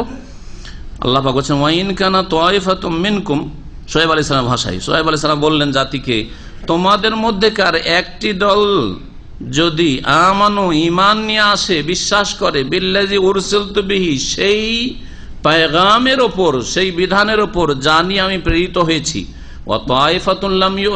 আর আরেকটি দল যদি বিশ্বাস না করে, দুই দলে যখন ভাগ হয়ে গেলে তোমরা ফাসবিরু, তাহলে তোমরা দুই দলেই ধৈর্য ধারণ করো, মানে প্রতীক্ষা করো। যেমন অন্য আয়াতে বলেছেন ফান্তাজিরু ইন্না মাকুম মিনাল মুনতাজির ফাতারাব্বাসু, এই শব্দগুলি এসছে, এখানে ফাসবিরু এসছে, তাফসীর একই। ফাসবিরু, ফান্তাজিরু, ফাতারাব্বাসু, তাফসীর একই। ধৈর্য ধারণ করো হাত্তা ইয়াহকুম আল্লাহ। ধৈর্য ধারণ করা বলতে এখানে এই কথা বোঝানো হয়নি যে তোমরা কুফরের উপর অটল থাকো, তোমরা অবিশ্বাসী হয়েই থাকো, বরং বলা হয়েছে যে দেখো কি পরিণাম হয়, কার হার কার জিত হয় দেখে নাও। হাত্তা ইয়াহকুম আল্লাহ বাইনানা, এমনকি আল্লাহ আমাদের মাঝে চূড়ান্ত ফায়সালা করে দেবেন। ওয়া হুয়া খায়রুল হাকিমিন, তিনি হচ্ছেন সর্ব উত্তম ফায়সালাকারী। ক্বালাল মালাউল্লাযীনা ইসতাকবারু মিন কওমিহি, শুআয়ব আলাইহিস সালামের সম্প্রদায়ের অহংকারী প্রধানরা বলল, যখন এতক্ষণ ছিল শুআয়ব আলাইহিস সালামের পক্ষ থেকে ওয়াজ নসিহত, উপদেশ জাতিকে, উপদেশ যখন শেষ হলো, অহংকারী প্রধানগুলি, নেতারা সব সময় সমাজের সমাজপতি, যারা সমাজে পয়সাতে যারা বড়, জনবলে বড়, শিক্ষাই বড়, এইরকম লোকগুলি অধিকাংশ ক্ষেত্রে সত্যের বিরোধিতা করে, হকের বিরোধিতা করে, আর এরাই অধিকাংশ ক্ষেত্রেই জনগণের জন্য বাধা হয়ে দাঁড়ায় হকের পথে। ক্বালাল মালাউল্লাযীনা ইসতাকবারু মিন কওমিহি, শুআয়ব আলাইহিস সালামের সম্প্রদায়ের অহংকারী প্রধানরা বলল, লা নুখরিজান্নাকা ইয়া শুআয়ব, হে শুআয়ব, তোমাকে আমরা আমাদের গ্রাম থেকে অবশ্যই অবশ্যই বিতাড়িত করব, বের করে দেব, থাকতে দেব না। ওয়াল্লাযীনা আমানু মাআকা মিন ক্বরিয়াতিনা, আর যারা তোমার সাথে বিশ্বাস স্থাপন করেছে আমাদের গ্রাম থেকে তাদেরকেও বের করো। এটা হচ্ছে 5 নম্বর দলিল। 5 নম্বর দলিল বুঝেন? 1, 2, 3, 4, এই 4টা হচ্ছে ইসলামের দলিল। আর 5 নম্বর দলিল যাদের কাছে এই 4টার কোনোটাই নেই, বুঝলেন না? লাঠি, মাশাআল্লাহ, বুঝলেন? তাই লাঠি, বল প্রয়োগ করা, ক্ষমতা দেখানো, জোর যার মুলুক তার। এটা জোর যার মুলুক তার, এটা কার দলিল? যার কাছে কোরআনও নেই, রসুলের হাদিসও নেই, উম্মতের ইজমাও নেই, আর শরীয়ত সম্মত কিয়াসও নেই। আমাদের দেশে যারা শিরক বিদআত করে তাদের ধর্মটা ঠিক ওই রকমই। ওরা কোরআন এবং হাদিসের দলিল যখন দিতে পারবে না, তখন দলবল কিছু সাজিয়ে কিছু মস্তান ফস্তান নিয়ে আসবে, লাঠি ছোটা ওই নিয়ে এসে প্রস্তুত হয়ে আছে, আর তারপরে হইচই করে মারপিট লাগিয়ে দাও, ব্যাস। আর শেষখান পত্র পত্রিকাতেই করে যে আমরা জিতে গেছি, ওরা পালিয়ে গেছে, মাহফিল থেকে পালিয়ে গেছে, বহাজ থেকে পালিয়ে গেছে, এগুলি করা ফিতনাবাজদের। জি হ্যাঁ, 5 নম্বর দলিল, যাদের কাছে ইসলামের কোনো দলিল নেই তাদের কাছে লাঠির দলিল, বল প্রয়োগ করার দলিল রয়েছে। তো এইটা কার দলিল? শুআয়ব আলাইহিস সালামের দলিল। এটা শুধু ইসলামের না, যত নবী রাসূলগণ এসেছেন সমস্ত নবী রাসূলগণের বিরোধীদের দলিল হচ্ছে লাঠি, বল প্রয়োগ করা, গায়ের জোর দেখানো। আমাদের দল ভারী, আমাদের গ্রাম, আমাদের দেশ, সবকিছু আমাদের মসজিদ, যা যদি আমাদের মতো নামাজ না পড়বি, জোরে আমিন টানবি, রাফাদানি করবি, যা আমাদের মসজিদ থাকবি না। গায়ের জোর দেখানো, দলিল কাছে আসবে না, গায়ের জোর দেখে। জি, কেউ নামাজ পড়ে না, ওতে কষ্ট হয় না, বাইরে গান বাজনা চলছে, ওতে কষ্ট হয় না, ওতে নামাজে ডিস্টার্ব হয় না, শুধু হাতখানে একটু ঝুঁকিয়ে দিচ্ছে, নামাজ খারাপ করে দিল আমাদের, আমিন জোরে বলে দিচ্ছে, নামাজটা বরবাদ করে দিল আমাদের। জি হ্যাঁ, কষ্ট, কারণ আমিন মানে কবুল করো, তা আল্লাহ দোয়া কবুল করে নেবেন, তো কষ্ট হচ্ছে না? কষ্ট হয় না? কষ্ট হচ্ছে, আল্লাহ কবুল করে নেবেন। জি হ্যাঁ, আশ্চর্য কথা। ঠিক আছে, সুন্নাত কাজটি, সুন্নত মানে বিরোধিতা করো নাকি? আর আমিন না বললে নামাজ হবে না, কিন্তু আমিনের বিরোধিতা করা কত বড় অপরাধ, সুন্নতের বিরোধিতা করা, বুঝতে হবে জিনিসটিকে। আল্লাহ পাক যেন আমাদের দেশের মানুষদের গোঁড়ামি দূর করে দেন। আর বিশেষ করে এই মোল্লাদের গোঁড়ামিতে জনগণ অন্ধ, জনগণ বেচারা যাবে কোন দিকে? দেখছে যে মোল্লার দল যেদিকে ভারী সেদিকে আমরা, এদিকে ভারী মোল্লা, এদিকে হালকা মোল্লা আছে, বুঝছেন না? তো ভারীর দিকে তখন ঝোঁক দেয়। তো শুআয়ব আলাইহিস সালামের শুআয়ব আলাইহিস সালামের জাতির অহংকারী নেতারা বলেছিল, লা নুখরিজান্নাকা ইয়া শুআয়ব, হে শুআয়ব, তোমাকে আর তোমার সাথে যারা ঈমান নিয়ে এসেছে তাদেরকে আমাদের গ্রাম থেকে বের করে দেব। আওলা তাউদুন্না ফি মিল্লাতিনা, আর না হলে এখনো সময় আছে, আমাদের ধর্মে ফিরে আসো,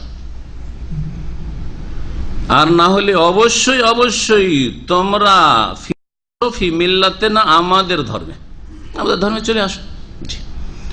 কালা, তখন শুআয়ব আলাইহিস সালাম বললেন, আওয়ালাউ কুন্না কারিহিন, যদিও আমরা এতে রাজি না থাকি, তবু জবরদস্তি আমাদের ধর্ম পরিবর্তন করাবে, জবরদস্তি করে? কাদ ইফতারাইনা আলাল্লাহি কাযিবান ইন উদনা ফি মিল্লাতিকুম, আমরা তো আল্লাহর প্রতি বড় মিথ্যা আরোপ করব যদি আমরা তোমাদের ধর্মে ফিরে চলে যাই। তোমাদের ধর্মে যদি ফিরে চলে যায় তো আল্লাহ সম্পর্কে আমরা মিথ্যা রচনা করবো, মিথ্যা কথা বলবো। আজকে বললাম লা ইলাহা ইল্লাল্লাহ, আর তোমাদের ভয়ে তোমাদের চাপে বলবো যে না না আরো এলা উপাস্য আছে, এরকম ডাকলেও পাওয়া যায়। তাহলে আল্লাহর ওপর কি করলাম? চরম মিথ্যা অপবাদ দিলাম, বা আল্লাহ সম্পর্কে, আল্লাহর দিন সম্পর্কে মিথ্যা রচনা করলাম। এই তো মিথ্যা ধর্ম। শিরকের ধর্ম হচ্ছে মিথ্যা রচনা, জি। আর মানুষের রচিত ধর্ম, মানুষের তৈরি করা ধর্ম। শিরকের ধর্ম, আসমানি ধর্ম কখনো থাকে নাই, ভালো করে শুনে রাখেন। সে দুর্গার ধর্ম হোক আর দরগার ধর্ম হোক, বুদ্ধিস্টদের ধর্ম হোক আর অন্য কোনো ধর্ম হোক, শিখদের ধর্ম হোক, মানুষের তৈরি করা, কখনো কারো মগজ রচনা করেছে। তোমাদের ধর্মে যদি আমরা ফিরে চলে যাই তাহলে তো আল্লাহর ওপর বড় মিথ্যা আমরা রচনা করবো। মিনহা, অথচ আল্লাহ আমাদেরকে তার থেকে রক্ষা করেছেন। আমাদেরকে আল্লাহর রক্ষা করার পরে আর আমাদের পক্ষে তোমাদের ধর্মে ফিরে যাওয়া সম্ভব নয় ইল্লা ইয়াশা, তবে আল্লাহ যদি চান। আল্লাহ চান, এটা হচ্ছে নবীদের কথা সব ক্ষেত্রে। ইনশাআল্লাহ বলা, কি বলা? ইনশাআল্লাহ, আল্লাহ যদি চান। তো আল্লাহ রাব্বুল আলামিন যদি চান, মানে শরীয়তগত চাওয়া, যদি আল্লাহ বলেন যে এটাই শরীয়ত তাহলে ঠিক আছে।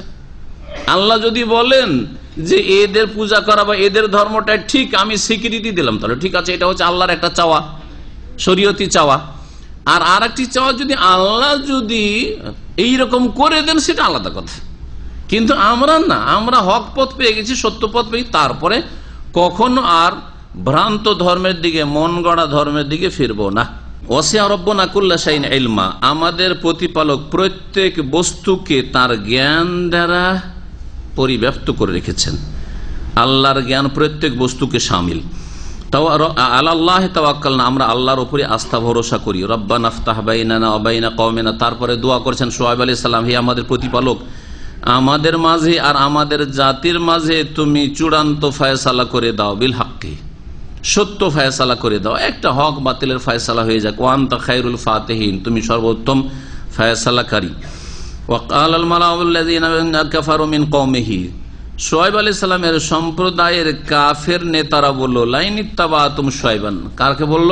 এখন বলছে জনগণকে, জনগণ যারা অধীনস্থ লোকেরা, ওদের বলছে দেখো তোমরা যদি শুআয়বের অনুসরণ করো, ইন্নাকুম ইযান লা খাসিরুন, তাহলে তোমরা ক্ষতিগ্রস্ত হয়ে পড়বে। তোমরা কি হয়ে পড়বে? ক্ষতিগ্রস্ত হয়ে পড়বে। বাতিলপন্থীদের কাজ, ওরা দেখে যে কোন কথাটি বললে এদেরকে বিভ্রান্ত করা যাবে, ওই রকম কথা বলে, তোমাদের ক্ষয়ক্ষতি হবে। আমাদের দল ভারী, সব নেতা মাথার আমাদের সাথে, আর শুআয়বের সাথে কেউ নাই, ওর দলে যদি চলে যাও তো কোণঠাসা হবে না? আজকে বলেন যে মুসলিমরা দুর্বল, দুর্বল কি দুর্বল নয়? বিশেষ করে ওই সব দেশে, ধর নেপালের মতো দেশ, হ্যাঁ, ভারতের মতো দেশ, কারণ এইসব দেশে যখন দুনিয়ার দৃষ্টিভঙ্গিতে দেখলে একটা লোক মুসলিম হইলে সে আরো দুর্বল হইল, তার আগে সে স্ট্রং ছিল, দুনিয়ার দৃষ্টিকোণ থেকে দেখে। তো এই ধরনের কথা শুআয়ব আলাইহিস সালামের কাফের জাতির নেতা, কাফের নেতারা বলতো যে দেখো তোমরা যদি শুআয়ব আলাইহিস সালাম অনুসারী হয়ে মুমিন মুসলিম হয়ে যাও তাহলে তোমরা তো ক্ষতিগ্রস্ত হবে, আর্থিক দিক থেকে, সামাজিক দিক থেকে, সব দিক থেকে ক্ষতিগ্রস্ত তোমরা হবে। ফাখাযাতহুমুর রাজফা, আল্লাহর আযাব নেমে আসলো, আল্লাহর আযাব নেমে আসলো শুআয়ব আলাইহিস সালামের জাতির উপর।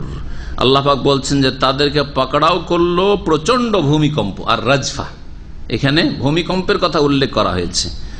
আর সূরা হুদের আয়াত নম্বর 94 উল্লেখ করা হয়েছে ফাখাযাতহুমুস সাইহাতু, এই ভূমিকম্পের সাথে সাথে প্রচন্ড বেগে একটি আওয়াজ, বিকট শব্দ, শব্দের সাথে ভূমিকম্প, ভূমিকম্প হচ্ছে তার সাথে বিকট শব্দ, বিকট শব্দে কানের পর্দা তাদের ফেটে গিয়ে ধ্বংস, আর ভূমিকম্প তাতে তারা ওপর নিচে হয়ে ধ্বংস হয়। দুই রকমের আযাব, তাহলে জমিনের আযাব আর একটি হচ্ছে প্রচন্ড বেগে শব্দের আওয়াজ, শব্দের আযাব। আর তৃতীয় আযাবের কথা আল্লাহ সূরা শুআরা, সূরা হুদের আমরা তাফসীর করেছি কিছুদিন আগে, আর সূরা শুআরা তাফসীর 1.5 বছর আগে হয়েছে। সূরা শুআরাতেও রয়েছে আয়াত নম্বর 189, ফাআখাযাহুম আযাবু ইয়াউমিয যুল্লাহ, ছায়ার দিবসের আযাব তাদেরকে পকড়াও করেছিল।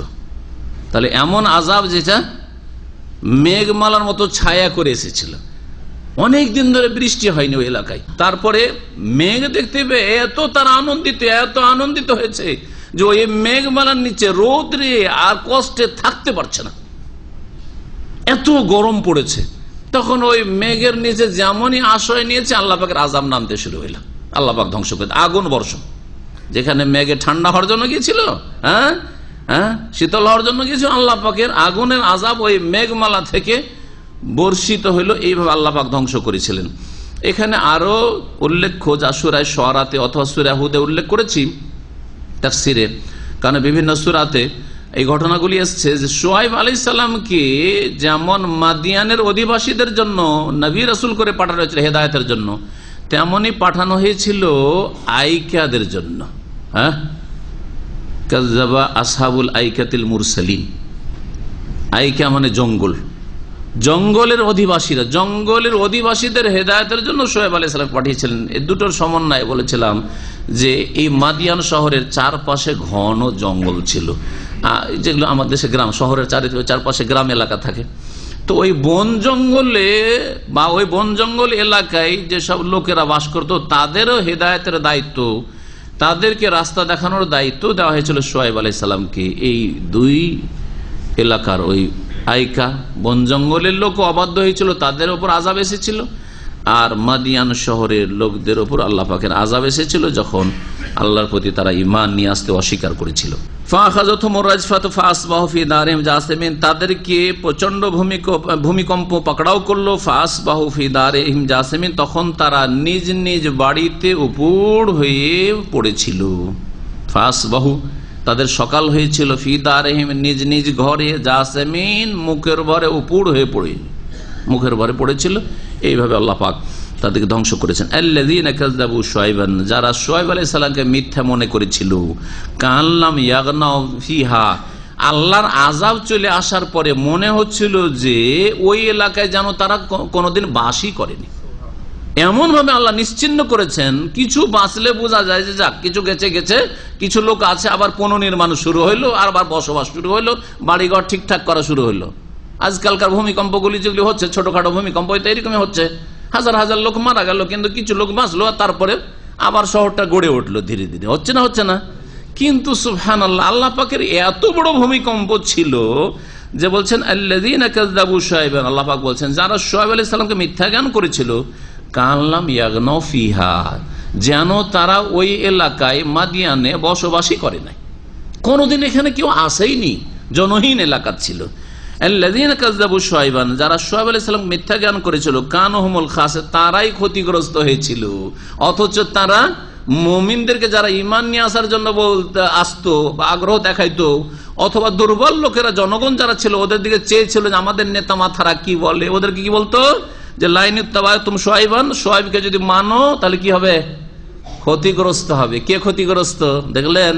আল্লাহ বলছেন যে ওরাই ক্ষতিগ্রস্ত, এই নেতাগুলি ক্ষতিগ্রস্ত, যারা কাফের আর এই নেতাদের অন্ধ অনুকরণ করেছিল তারাই ক্ষতিগ্রস্ত। ফাতাওয়াল্লা আনহুম, শুআয়ব আলাইহিস সালাম এদের ধ্বংসের পরে ওদের জনপদ থেকে ফিরে গেলেন, বা ধ্বংসের আগেই তিনি বেরিয়ে গেলেন। যে কোনো জায়গায় যখন আযাব নেমে আসে তখন আল্লাহর নবীদেরকে, রসুলদেরকে বলা হয় যে গ্রাম ছেড়ে তুমি বাড়ি চলে যাও। ফাতাওয়াল্লা আনহুম, আল্লাহ বলছেন তাদের থেকে তিনি ফিরে গেলেন। ওয়াকালা, আর বড় আক্ষেপ করে বলে, ইয়া কওমি, হে আমার সম্প্রদায়। নবী রসুলদের খুব মায়া জাতির ওপর, এত মায়া যে তাদের সম্পর্কে আল্লাহ কোরআনে কারীমে বলেছেন, একাধিক আয়াতে রয়েছে যে জাতির লোকেরা যখন হেদায়েত না হইতো, আরে হেদায়েত না হইলে আমার কি তাতে, আমাদের মতো লোক হলে কি বলবো, আপনি হেদায়েত হবেন না, আদা খাবেন না, আমার তাতে কি, ঠিক না? কিন্তু কোরআনের ভাষা আল্লাহ আল্লাহকা বাখিউন নাফসাকা ইন লাম ইয়াকুনু মুমিনিন, এরা মুমিন হচ্ছে না, মুসলিম হচ্ছে না, এরা কোরআনের প্রতি বিশ্বাস করছে না, সেই জন্য তুমি নিজেকে মনে হচ্ছে ধ্বংস করে ফেলবে, মনে হচ্ছে তোমার হার্ট অ্যাটাক হয়ে যাবে, তোমার কেন হতে পেরেশানি? আল্লাহ সান্ত্বনা দিয়েছেন নবী মুহাম্মদ সাল্লাল্লাহু আলাইহি ওয়াসাল্লামকে। প্রত্যেক নবী ওইরকম হিতাকাঙ্ক্ষী আর দরদি ছিলেন। এইরকম দরদি হইতে হবে একজন আলেমে দ্বীনকে, একজন দায়ীকে, একজন আহ্বানকারীকে। আপনি যখন গ্রামবাসীকে ভালো কথা বলবেন তখন তাদের এরকম দরদ দেখাবেন, কমপক্ষে আপনার ইখলাস এবং দরদ দেখে অনেকেই সজাগ ব্যক্তি রয়েছে, সচেতন ব্যক্তি রয়েছে, তারা উপলব্ধি করবে যে এর স্বার্থ নেই রে, এর স্বার্থ নেই, আমাদের স্বার্থে বলছে, আমাদের কল্যাণের জন্য বলছে। আপনার আপনজনদেরকে বলতে গিয়ে কখনো আক্রোশ দেখাবেন না, তোরা মানবি না, সুতরাং আমার যা বলার মন ভরে বলেনি, এইরকম মন মেজাজ যেন কখনো না থাকে, ওতে কাজ হবে না। আল্লাহ পাক বলছেন যে ফাতাওয়াল্লা আনহুম, শুআয়ব আলাইহিস সালাম তখন তাদের থেকে ফিরে গেলেন, ওয়াকাল, আর বলে, ইয়া কওম, হে আমার সম্প্রদায়, লাকাদ আবলাগতুকুম রিসালাতি রাব্বি, নিঃসন্দেহে তোমাদের কাছে আমার প্রতিপালকের পেগাম আমি পৌঁছে দিয়েছিলাম, ওয়া নাসাহাতু লাকুম, আর তোমাদের আমি কল্যাণ কামনা করেছিলাম, ওয়া নাসাহাতু লাকুম, তোমাদের উপদেশ দিয়েছিলাম, তোমাদের কল্যাণ কামনা করেছিলাম, তোমাদের হিতাকাঙ্ক্ষী হয়েছিলাম। নাসিহা মানে হিতাকাঙ্ক্ষী হওয়া হয়। ফাকাইফা আসা আলা কওমিন কাফিরিন, তাহলে তারপরেও যখন মানলে না আর তোমরা ধ্বংস হয়ে গেলে, তোমাদের উপর আর কি আক্ষেপ করো বলো, আর কি আক্ষেপ করার আছে? এত তোমাদের জন্য আমি দরদি হইলাম, ব্যতীত হইলাম, তোমাদের কল্যাণ কামনা করলাম, রবের পেগাম পৌঁছে দিলাম, তোমরা মানলে না। ফাকাইফা আসা আলা কওমিন কাফিরিন, তাহলে কাফের সম্প্রদায়ের ওপর আমি আর কি করে আক্ষেপ করতে পারি, আর কি আক্ষেপ করব? তোমাদের আর আক্ষেপ করে কি করব যে তোমরা ধ্বংস হয়ে গেলে। ওমা আরসালনা ফি কারিয়াতিন মিন নাবিয়্যিন ইল্লা আখাযনা আহলা বিল বাসাই ওয়াদ দাররা, আল্লাহ পাক বলছেন আমি যে কোনো জনপদে নবী আমি প্রেরণ করেছি, তখন সেখানকার লোকেরা অবাধ্য হয়েছে অধিকাংশ সময়। যখন অবাধ্য হয়েছে, ইল্লা আখাযনা, এখানে তাহলে অবাধ্য হয়েছে কথাটা উজ্জ্বল হয়েছে। আর দেখবেন মেজরিটি নাফরমানি করেছে, সব যুগেই, সব যুগে অধিকাংশ লোকে নাফরমানি, অল্প কিছু লোক সহি পথ ধরেছে, অধিকাংশ লোক নাফরমানি করেছে। যখন নাফরমানি করেছে আল্লাহ এবং রাসূলের, ইল্লা আখাযনা আহলা বিল বাসাই ওয়াদ দাররা, তখন সেখানকার অধিবাসীদেরকে আমি পাকড়াও করেছি, বিল বাসাই মানে অভাব অনটন দিয়ে, ওয়াদ দাররায়ে আর শারীরিক ক্ষয়ক্ষতি দিয়ে, বালা মুসিবত দিয়ে, বিপদ আপদ দিয়ে, লাআল্লাহুম ইয়াদদাররাউন, যাতে করে তারা কাকুতি মিনতি করে, যাতে করে তারা বিনয়ী হয়, ফিরে আসে। আল্লাহ পাক রব্বুল আলামিন নবী রসুল পাঠিয়েছেন, নবী রসুলগণ এসে হেদায়েত করেছেন, জাতিকে চেষ্টা করেছেন হেদায়েত করার। কিছু লোক মেনেছে, অধিকাংশ লোক মানেনি। যারা অমান্য করেছে তাদের উপর আযাব এসেছে, দুই রকম আযাব, আর্থিক সংকট, অভাব, খেতে পাচ্ছে না, খাদ্যের অভাব, আর দ্বিতীয় হচ্ছে শারীরিক দিক থেকে অবনতি, বিভিন্ন রকমের বালা মুসিবত, অসুখ বিসুখ, এইরকম আল্লাহ পাক আযাব দেন। কি জন্য আযাব দেন? এইগুলি দুনিয়ার, এগুলি হচ্ছে নগদ নগদ কিছু পানিশমেন্ট, শাস্তি। কি জন্য? উদ্দেশ্য কি? যাতে করে সংশোধন করে। এখানে বলা আছে লাআল্লাহুম ইয়াদদাররাউন, যাতে করে কাকুতি মিনতি করে আল্লাহর দিকে ফিরে আসে, যাতে আল্লাহর সামনে তারা বিনয়ী হয়। এই মর্মে অনেকগুলি আয়াত রয়েছে, তার মধ্যে একটি আয়াত আর বলি, সূরা সাজদায় আল্লাহ পাক বলেছেন, ওয়ালা নুযিকান্নাহুম মিনাল আযাবিল আদনা দুনাল আযাবিল আকবার লাআল্লাহুম ইয়ারজিউন। ওয়ালা নুযিকান্নাহুম মিনাল আযাবিল আদনা, আল্লাহ বলেছেন অবশ্যই অবশ্যই অপরাধীদেরকে, পাপিষ্ট গুনাহগারদেরকে, অবাধ্যদেরকে, আল্লাহ এবং রাসূলের যারা নাফরমান তাদেরকে, পাপীদেরকে আমি কাছের শাস্তি দিই। আদনা কাছের শাস্তি মানে দুনিয়ার শাস্তি, পার্থিব শাস্তি। আর একটা তাফসীর হচ্ছে আদনা মানে হালকা শাস্তি দি, আলার বহুবচন, মহাশাস্তি নয়। কি দি? দুনিয়ার শাস্তি। তাহলে যতই বড় শাস্তি হোক না কেন, এগুলো কোন শাস্তি? হালকা শাস্তি। এগুলো অ্যাক্সিডেন্ট হোক, আপনার মারাত্মক রোগ হোক, আর আপনি সর্বহারা হয়ে যান, এগুলো দুনিয়ার হালকা শাস্তি। এখনো বেঁচে আছেন আপনি, কিছু নেই, বাড়ি ঘর নেই, কিন্তু এখনো বেঁচে আছেন, হালকা শাস্তিগুলো। আল্লাহ বলছেন দুনিয়ায় আমি হালকা শাস্তি দিই, বা নগদ শাস্তি, পার্থিব শাস্তি, দুনাল আযাবিল আকবার, আকবরের বিপরীত আদনা। হালকা শাস্তি দি বড় আযাবের, মহাশাস্তির পূর্বে, মানে জাহান্নামের শাস্তির পূর্বে, কবরের শাস্তির পূর্বে, আযাবের পূর্বে, লাআল্লাহুম ইয়ারজিউন, যাতে করে তারা ফিরে আসে, ফিরে আসে। যাহারাল ফাসাদু ফিল বাররি ওয়াল বাহরি বিমা কাসাবাত আইদিন নাস লিইয়ুযিকাহুম বাযাল্লাযী আমিলু লাআল্লাহুম ইয়ারজিউন। এখানে আল্লাহ ইয়ারজিউন বলেছেন। বিপর্যয় সৃষ্টি হয়েছে, জাহারাল ফাসাদ ফিল বাররি ওয়াল বাহরি, জলে এবং স্থলে, বিমা কাসাবাত আইদিন নাস, মানুষের পাপাচারের কারণে, অপরাধের কারণে, লিইয়ুযিকাহুম বাযাল্লাযী আমিলু, এই অশান্তি বিরাজ করছে আজকে, স্থলে, পানিতে, সব জায়গায় অশান্তি বিরাজ করছে। এক জাতি আর এক জাতিকে ধ্বংস করার জন্য কত টাকা পয়সার যে অস্ত্র সঞ্চয় করে রাখছে, কার জন্য এগুলো? জিন মারার জন্য। হ্যাঁ, কাকে মারার জন্য? বনের জঙ্গল হিংস্র পশু মারার জন্য। কাকে মারার জন্য? মানুষকে মারার জন্য। মানুষকে মারার জন্য যত প্রস্তুতি হচ্ছে, এত অস্ত্র খরিদ করা হলো, এত এই করা হলো, এত অস্ত্র তৈরি হলো, এই বোমা তৈরি হলো, এই সেই হইলো, কি কার জন্য তৈরি হচ্ছে? মানুষকে ধ্বংস করার জন্য। আর এইগুলো সেট করা আছে জলে স্থলে ফিল বাররে ওয়াল বাহরে। আল্লাহ বলছেন, কোরআন কারীম 1400 বছর আগে নাযিল হয়েছে। আর এই কোরআন কারীম আয়াত কিয়ামত পর্যন্ত পৃথিবী যতই উন্নতি করে এগিয়ে চলে যাক, আয়াত ফিট হবে মানুষের অবস্থার উপর, পরিস্থিতির উপর ফিট হবে। এটা হচ্ছে আল্লাহর কালামের গুণ। আল্লাহ পাক জানেন যে কিয়ামত পর্যন্ত কত কি হবে, সব কথা বলা আছে কোরআন কারীম। নতুন দিগন্ত ফুটে উঠবে ওই আয়াতগুলি তাফসীরের। আজকে 50-100 বছর পরে দেখবেন যে আরো সায়েন্স উন্নতি করেছে, তখন দেখা যাচ্ছে এমন কিছু হয়েছে আয়াত তখন ওখানেও ফিট করতে পারবেন আপনি। নবী 1400 বছর আগে আরে লোহিত সাগরে কি ফাসাদ, আর আটলান্টিক মহাসাগরে কি বিপর্যয় সৃষ্টি হয়েছে, আর প্রশান্ত মহাসাগরে আর কি বিপর্যয় সৃষ্টি হয়েছে, কি করে বুঝতো তখন?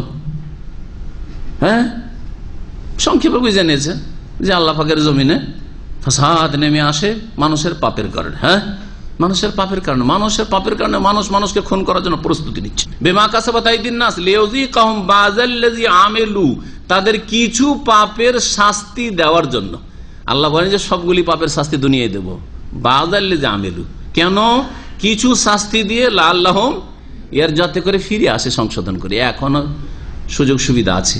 তাহলে যাদের পারিবারিক ক্ষেত্রে বালা মুসিবত এসছে, কারো স্ত্রী চরিত্রহীন, কারো স্ত্রী বাড়ি ছেড়ে উদা হয়ে গেছে, ছেলে মেয়ে ছেড়ে, স্ত্রীকে টাকা পয়সা দিয়েছেন, তার নামে অ্যাকাউন্ট খুলে এসছেন, উদা হয়ে গেছে, অথবা বোন আপনার বেরিয়ে গিয়ে বিয়ে করে দিল, হ্যাঁ ভাই বাপ মাকে মানলো না, আপনাকেও মানলো না, অথচ মানুষ করলেন, আপনার ছেলে মেয়ে আপনাকে মানলো না, এগুলি আপনার আযাব নয়?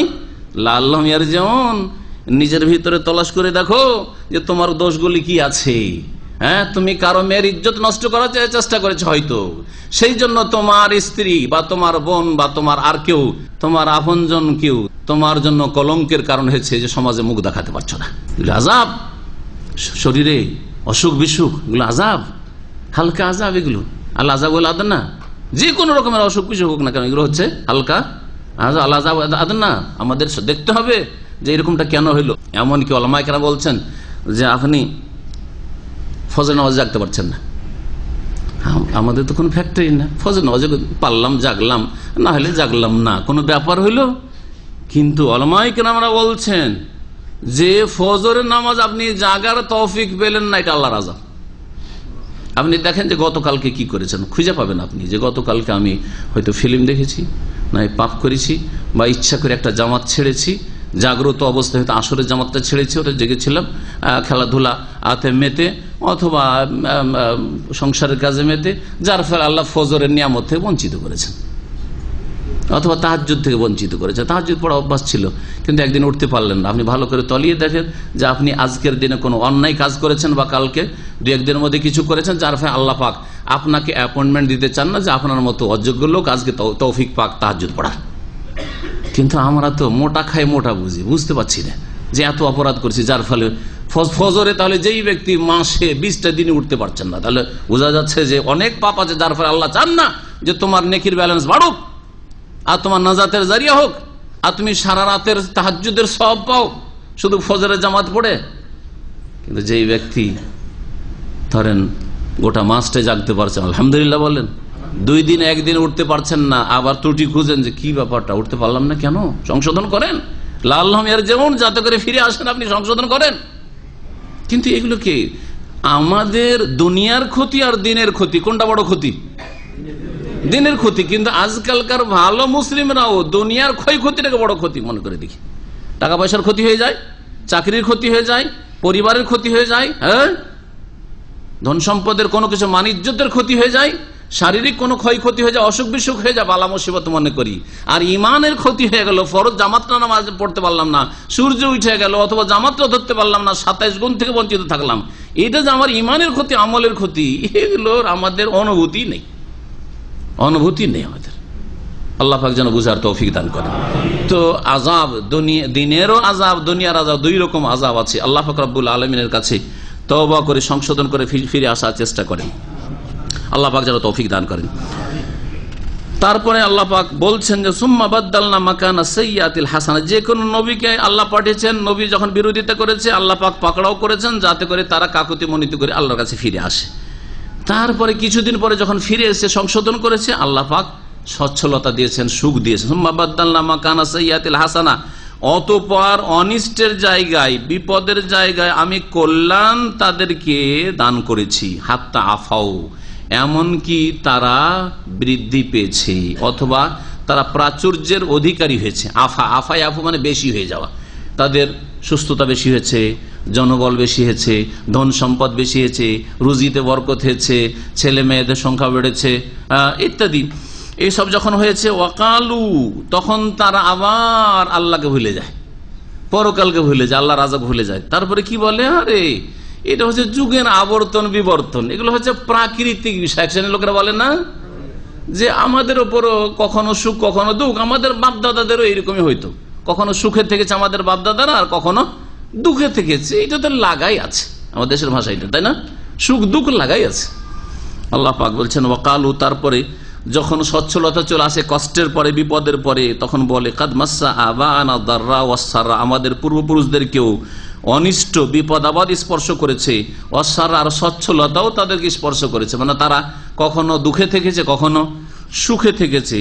ফাখাযনাহুম বাগতাতাম ওয়া হুম লা ইয়াশউরুন, তারপরে যখন আবার পাপে লিপ্ত হয়ে যায়, সংশোধন করে আবার পাপে ফিরে সংশোধন করতে চাই না, আল্লাহ বলছেন আল্লাহ আযাব দিয়ে আকস্মিক ভাবে হঠাৎ করে আল্লাহ পাক তখন তাদেরকে পাকড়াও করেন।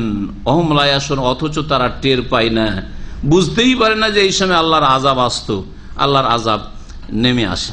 ওয়ালাউ আন্না আহলাল কুরআ আমানু ওয়াত্তাকাউ লাফাতাহনা আলাইহিম বারাকাতিম মিনাস সামাই ওয়াল আরদ ওয়ালাকিন কাযযাবু ফাআখাযনাহুম বিমা কানু ইয়াকসিবুন। আল্লাহ পাক রব্বুল আলামিন কাছ থেকে বরকত চান, শরীরে বরকত চান, ইলমে বরকত চান, ঈমান আমলে বরকত চান, সুস্থতায় বরকত চান, ধন সম্পদে বরকত চান, পরিবার পরিজন ছেলে মেয়েতে বরকত চান। কিসে বরকত চান আপনি? বরকতের রাস্তা আল্লাহ পাক বলছেন ওয়ালাউ আন্না আহলাল কুরআ আমানু ওয়াত্তাকাউ, যদি জনপদের অধিবাসীরা ঈমান নিয়ে আসতো, বিশ্বাসী হইতো, অবিশ্বাসী না, বহুত্ববাদী না, মুওয়াহহিদ তাওহীদ প্রতিষ্ঠাকারী যদি হইতো, শিরক বিদআত মুক্ত হইতো, ওয়াত্তাকাউ, আর তারা পাপ মুক্ত হইতো, আল্লাহর ফরজ যে ঘাটতি করবেন না, কাবিরা গুনাহ, আল্লাহ পাকের হারাম কথা কাজের কাছে যাবেন না, কাবিরা গুনাহ। এটা হচ্ছে তাকওয়া। কমপক্ষে সর্বনিম্ন তাকওয়া হচ্ছে ফরজ ওয়াজিব আদায় করা, যা আদেশ করা হয়েছে, আর হারাম নাজায়েজ থেকে বেঁচে থাকাই হচ্ছে তাকওয়া। মুমিন আর মুত্তাকি যদি হয়ে যান, পাপ মুক্ত হয়ে যান ঈমানের সাথে সাথে, তাহলে আল্লাহ বলছেন লাফাতাহনা আলাইহিম বারাকাতিম মিনাস সামাই ওয়াল আরদে, তাহলে আকাশ এবং জমিন থেকে বরকত সমূহ তাদের জন্য খুলে দিতাম। ঈমান এবং তাকওয়া যদি নিয়ে আসতে পারেন, তাহলে আল্লাহ কি করবেন? আকাশের বরকতের যতগুলি সোর্স রয়েছে, রাস্তা রয়েছে, সব আল্লাহ খুলে দেবেন। জমিনের যতগুলি রাস্তা রয়েছে আপনার ঘরে বরকত আসার জন্য, সবগুলি আল্লাহ পাক রব্বুল আলামিন খুলে দেবেন। মানুষের কাছে বরকত নেমে আসে, আকাশ থেকে বৃষ্টি বর্ষণ হয়, বৃষ্টি ছাড়া, পানি ছাড়া মানুষ বাঁচতে পারবে না। আর বরকতের ফায়সালা আকাশ থেকে হয়, আর বরকত জমিন থেকে হয়। কেউ চাষাবাদের মাধ্যমে, কেউ কাজকর্ম করার মাধ্যমে, কেউ ব্যবসা বাণিজ্য করার মাধ্যমে, কেউ হাতের কাজের মাধ্যমে, বিভিন্ন রকম ভাবে মানুষ তারপরে সুস্থ থাকার জন্য যেসব উপায় উপকরণ রয়েছে, এগুলি হচ্ছে বরকত। তো আল্লাহ পাক বলছেন ঈমান এবং তাকওয়া যদি অর্জন করে জনপদের লোকেরা, দেশবাসীরা, তো তাদের জন্য আকাশ এবং জমিনের বরকত সমূহের দ্বার আমি খুলে দেব। ওয়ালাকিন কাযযাবু, কিন্তু মানুষের স্বভাব হচ্ছে মিথ্যা মনে করা, মানুষরা মিথ্যা প্রতিপন্ন করেছে আম্বিয়া রাসূলগণের দাওয়াতকে। ফাখাযনাহুম বিমা কানু ইয়াকসিবুন, সুতরাং তাদের কৃতকর্মের কারণে তাদেরকে আমি পাকড়াও করেছি। আফা আমেনা আহলুল কুরআ ইয়াতিয়াহুম বাসুনা বায়াতান ওয়া হুম নায়ামুন, জনপদের অধিবাসীরা কি নির্ভীক হয়ে গেছে, তারা ভয় করে না? আমেনা এমন মানে নিরাপদ হয়ে যাওয়া, নিরাপদ মনে করা, খৌফ ভয়। আর ওর বিপরীত হচ্ছে আল আমন, আমন নিরাপত্তা, যে নিরাপদ নিজেকে মনে করে নিরাপত্তা। এখান থেকে নিরাপত্তাকে বলা হয়। আমেনা ইয়ামানা যখন বলবেন তখন নিরাপদ হওয়া বা নির্ভীক হওয়া, ভয় না থাকার অর্থ হবে। আর যখন আমানা ইউমেন তখন ইমান নিয়ে আসা, বিশ্বাস স্থাপন করা। আফামেনা আহলুল কোরা, জনপদের অধিবাসীরা কি নির্ভীক হয়ে গেছে বা নিরাপদ হয়ে গেছে, আইয়াতিহুম বাসুনা বায়াতান, যে তাদের কাছে রাতারাতি আমার আযাব আগমন করবে, এই থেকে আযাব আশা থেকে কি নিরাপদ হয়ে গেছে। ওয়াহুম নায়িমুন, যখন তারা ঘুমন্ত অবস্থায় থাকে। আওয়ামেনা আহলুল কোরআন, নাকি জনপদের অধিবাসীরা নিরাপদ হয়ে গেছে যে তাদের উপর দিনের বেলা আমার আযাব এসে যাবে। ওয়াহুম ইয়ালাউন, যখন তারা খেল তামাশায় মত্ত থাকে, খেলাধুলায় মত্ত থাকে। কারণ আল্লাহ পাকের আযাব হয় দিনে আসবে, আর না হইলে রাতে আসবে। দিনে খেলাধুলা আর কাজকর্মে ব্যস্ত আছেন, ওই সময় আল্লাহর আযাব চলে আসলো, অথবা রাতে ঘুমিয়ে আছেন, আপনি চিন্তাও করতে পারেননি যে এইরকম কিছু দুর্দিন আসবে, আর আপনার সুবহানাল্লাহ আল্লাহর আযাব এমন আসলো যে আপনার ভবিষ্যৎ অন্ধকার হয়ে গেল। এতে থেকে কি নিরাপদ হয়ে গেছে? আল্লাহর আযাব আসতে পারে না। আফা আমিনু মাকরাল্লাহ, আল্লাহ পাকের কৌশল থেকে তারা কি নিরাপদ হয়ে গেছে। ফালা ইয়ামানু মাকরাল্লাহ ইল্লাল কওমুল খাসিরুন, আল্লাহর কৌশল থেকে, আল্লাহ পাক কৌশল করে, আল্লাহ পাকের কৌশল থেকে একমাত্র ক্ষতিগ্রস্ত জাতি নিরাপদ হইতে পারে। যদি আপনি বাঁকা চলেন তো আল্লাহ কৌশল করে সোজা করে দিবেন, কৌশলের সাথে সোজা করে দিবেন। সোজা করে দিবেন মানে আপনি হেদায়েত হবেন না, সোজা জাহান্নামে আল্লাহ পাক পৌঁছে দিবেন এবং দুনিয়ায় আল্লাহ পাকের আযাব আসবে। আওয়ালাম ইয়াহদিলিল্লাযিনা ইয়ারিসুনাল আরদা মিন বাদি আহলিহা আল্লাহু নাশাউ আসাবনাহুম বিযুনুবিহিম ওয়া নাতবা আলা কুলুবিহিম ফাহুম লা ইয়াসমাউন। আল্লাহ পাক বলছেন যে ওই সব লোকদেরকে কি রাস্তা দেখায়নি আমার এই নীতি। আওয়ালাম ইয়াহদি, হাদা ইয়াহদি থেকে, লিল্লাযিনা ইয়ারিসুনাল আরদা মিন বাদি আহলিহা, দেশের বা জনপদের বাসিন্দাদের পরে যারা এই জমিনের ভূমির উত্তরাধিকারী হয়েছে তাদের অবস্থা। এক জাতিকে আল্লাহ ধ্বংস করেছেন, তারপর আর এক জাতি তাদের স্থলাভিষিক্ত হয়েছে, সেখানে বসবাস করছে। এটা কি তাদেরকে রাস্তা দেখায় না? আল্লাহ নাশাউ আসাবনাহুম বিযুনুবিহিম, আমি যদি চাইতাম বা চাই তাহলে তাদের পাপের কারণে তাদেরকে আমি পকড়াও করব বা তাদের উপর আমি আযাব নামিয়ে দেব। ওয়ানাতবা আলা কুলুবিহিম, তাদের অন্তরে আমি মোহর লাগিয়ে দেব। ফাহুম লা ইয়াসমাউন, সুতরাং তারা শুনবে না। অর্থাৎ আগের জাতিকে ধ্বংস করা হয়েছে, আবার নতুন জাতি এসেছে, আবার যদি পাপে লিপ্ত হয় তাহলে তাদের কি এই জ্ঞানটা নেই, এই জ্ঞান চক্ষু নেই যে আগের জাতি এই এলাকায় বসবাস করেছে, তাদের উপর এই রকমের বালা মুসিবত আপদ এসছে, আমার উপর তো কালকে আসতে পারে। শুধু জাতি না, ব্যক্তির ক্ষেত্রেও আপনার আশেপাশে এই রকমের দুর্ঘটনা ঘটলো, ওতে থেকে আপনাকে শিক্ষা নিতে হবে না? অবশ্যই শিক্ষা নিতে হবে। তিলকাল কোরা নাকুসু আলাইকা মিন আম্বাই, আল্লাহ বলছেন এই হচ্ছে জনপদ সমূহ। নাকুসু আলাইকা মিন আম্বাই ইহা, হে নবী তোমার কাছে সেখানকার কাহিনী আমি বর্ণনা করছি। ওয়ালাকাদ জাআতহুম রাসূলুম বিল বায়িনাত, আর তাদের রাসূলগণ তাদের কাছে সুস্পষ্ট দলিল প্রমাণ নিয়ে এসেছিল। ফামা কানু লিউমিনু, কিন্তু তারা বিশ্বাস করে নাই। বিমা কাযযাবু মিন ক্বাবলু, কারণ এর পূর্বেও তারা মিথ্যা মনে করেছে। কাযালিকা আল্লাহু আলা কুলুবিল কাফিরিন, এইভাবে কাফেরদের অন্তরে আল্লাহ পাক মোহর লাগিয়ে দেন। মোহর কখন লাগান? যখন মানুষ বক্র পথে চলে যায় তখন আল্লাহ পাক মোহর লাগান। এই জন্য নবী করিম সাল্লাল্লাহু আলাইহি ওয়াসাল্লাম হাদিসে রয়েছে যে পরপর কেউ যদি 3টি জুমা ইচ্ছা করে ছাড়ে, অনিচ্ছাকৃত না, আর ওজরের কারণে, ওজর অসুস্থ যেতে পারে না, মসজিদে যেতে পারে না, অথবা সফরে চলে গেছেন আর সেখানে এমন কোন জুমা মসজিদও নেই যে আপনি জুমা গিয়ে পড়বেন, আপনি মুকিম থাকা অবস্থায় এবং আপনি সুস্থ থাকা অবস্থায় আপনার জুমা ফরজ আছে, তারপরে লম্বা টানে ঘুম দিলেন। যেমন আরব দেশে যারা কাজকর্ম করে জুমার দিনটাকে মনে করে যে এটা হচ্ছে ইয়াউমুন নওম, নিদ্রা দিবস। বিভিন্ন দেশে মেলা দিবস আছে, নিদ্রা দিবসটা আমি আবিষ্কার করলাম, কথা বলছেন না? ফুল দিবস, তারপরে স্বাস্থ্য দিবস, ভালোবাসা দিবস, মা দিবস, বহু দিবস আছে। যাক, একটা দিবস আজকে হচ্ছে নিদ্রা দিবস, এটা জুমার দিনটা হচ্ছে নিদ্রা দিবস।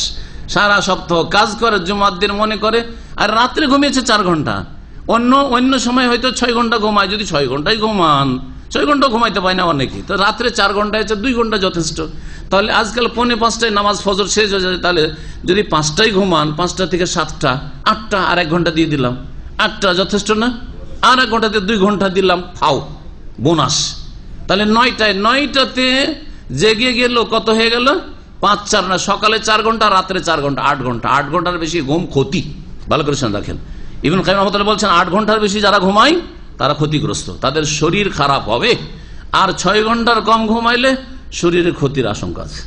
6 ঘন্টার কম না, আর 8 ঘন্টার বেশি না।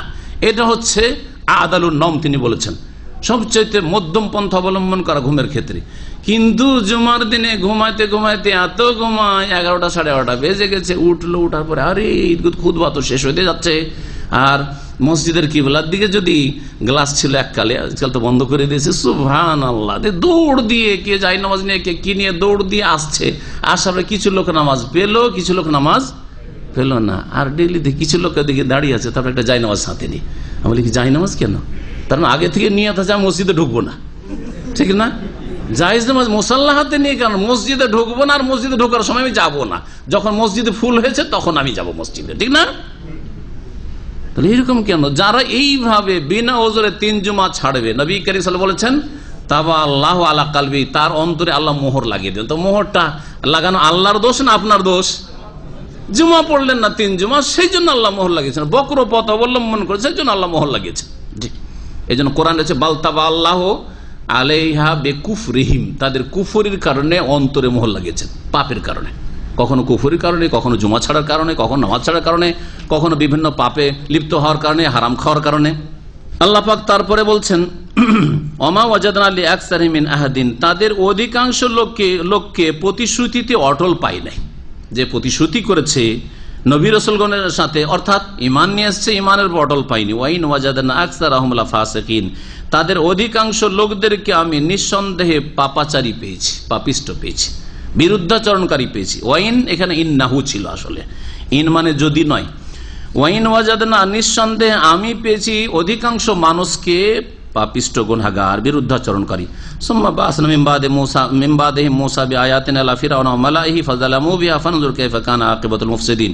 আল্লাহ পাক বলছেন যে এরপরে শুআয়ব আলাইহিস সালামের পরে বা আগের যে নবীদের কথা উল্লেখ করা হলো, এখন পর্যন্ত কয়েক নবীর কথা, তাদের পরে মূসা আলাইহিস সালামকে আমি প্রেরণ করেছি আমার আয়াত সমূহ নিয়ে ফিরআউনের কাছে এবং ফিরআউনের জাতির প্রধানদের কাছে। ফাযালামু বিহা, তারা সেসব আয়াতের সাথে, বিধানাবলীর সাথে অত্যাচারের আচরণ করেছিল। ফাযালামু বিহা, আয়াতের উপর অত্যাচার করা, জুলুম করা মানে খারাপ আচরণ করেছিল।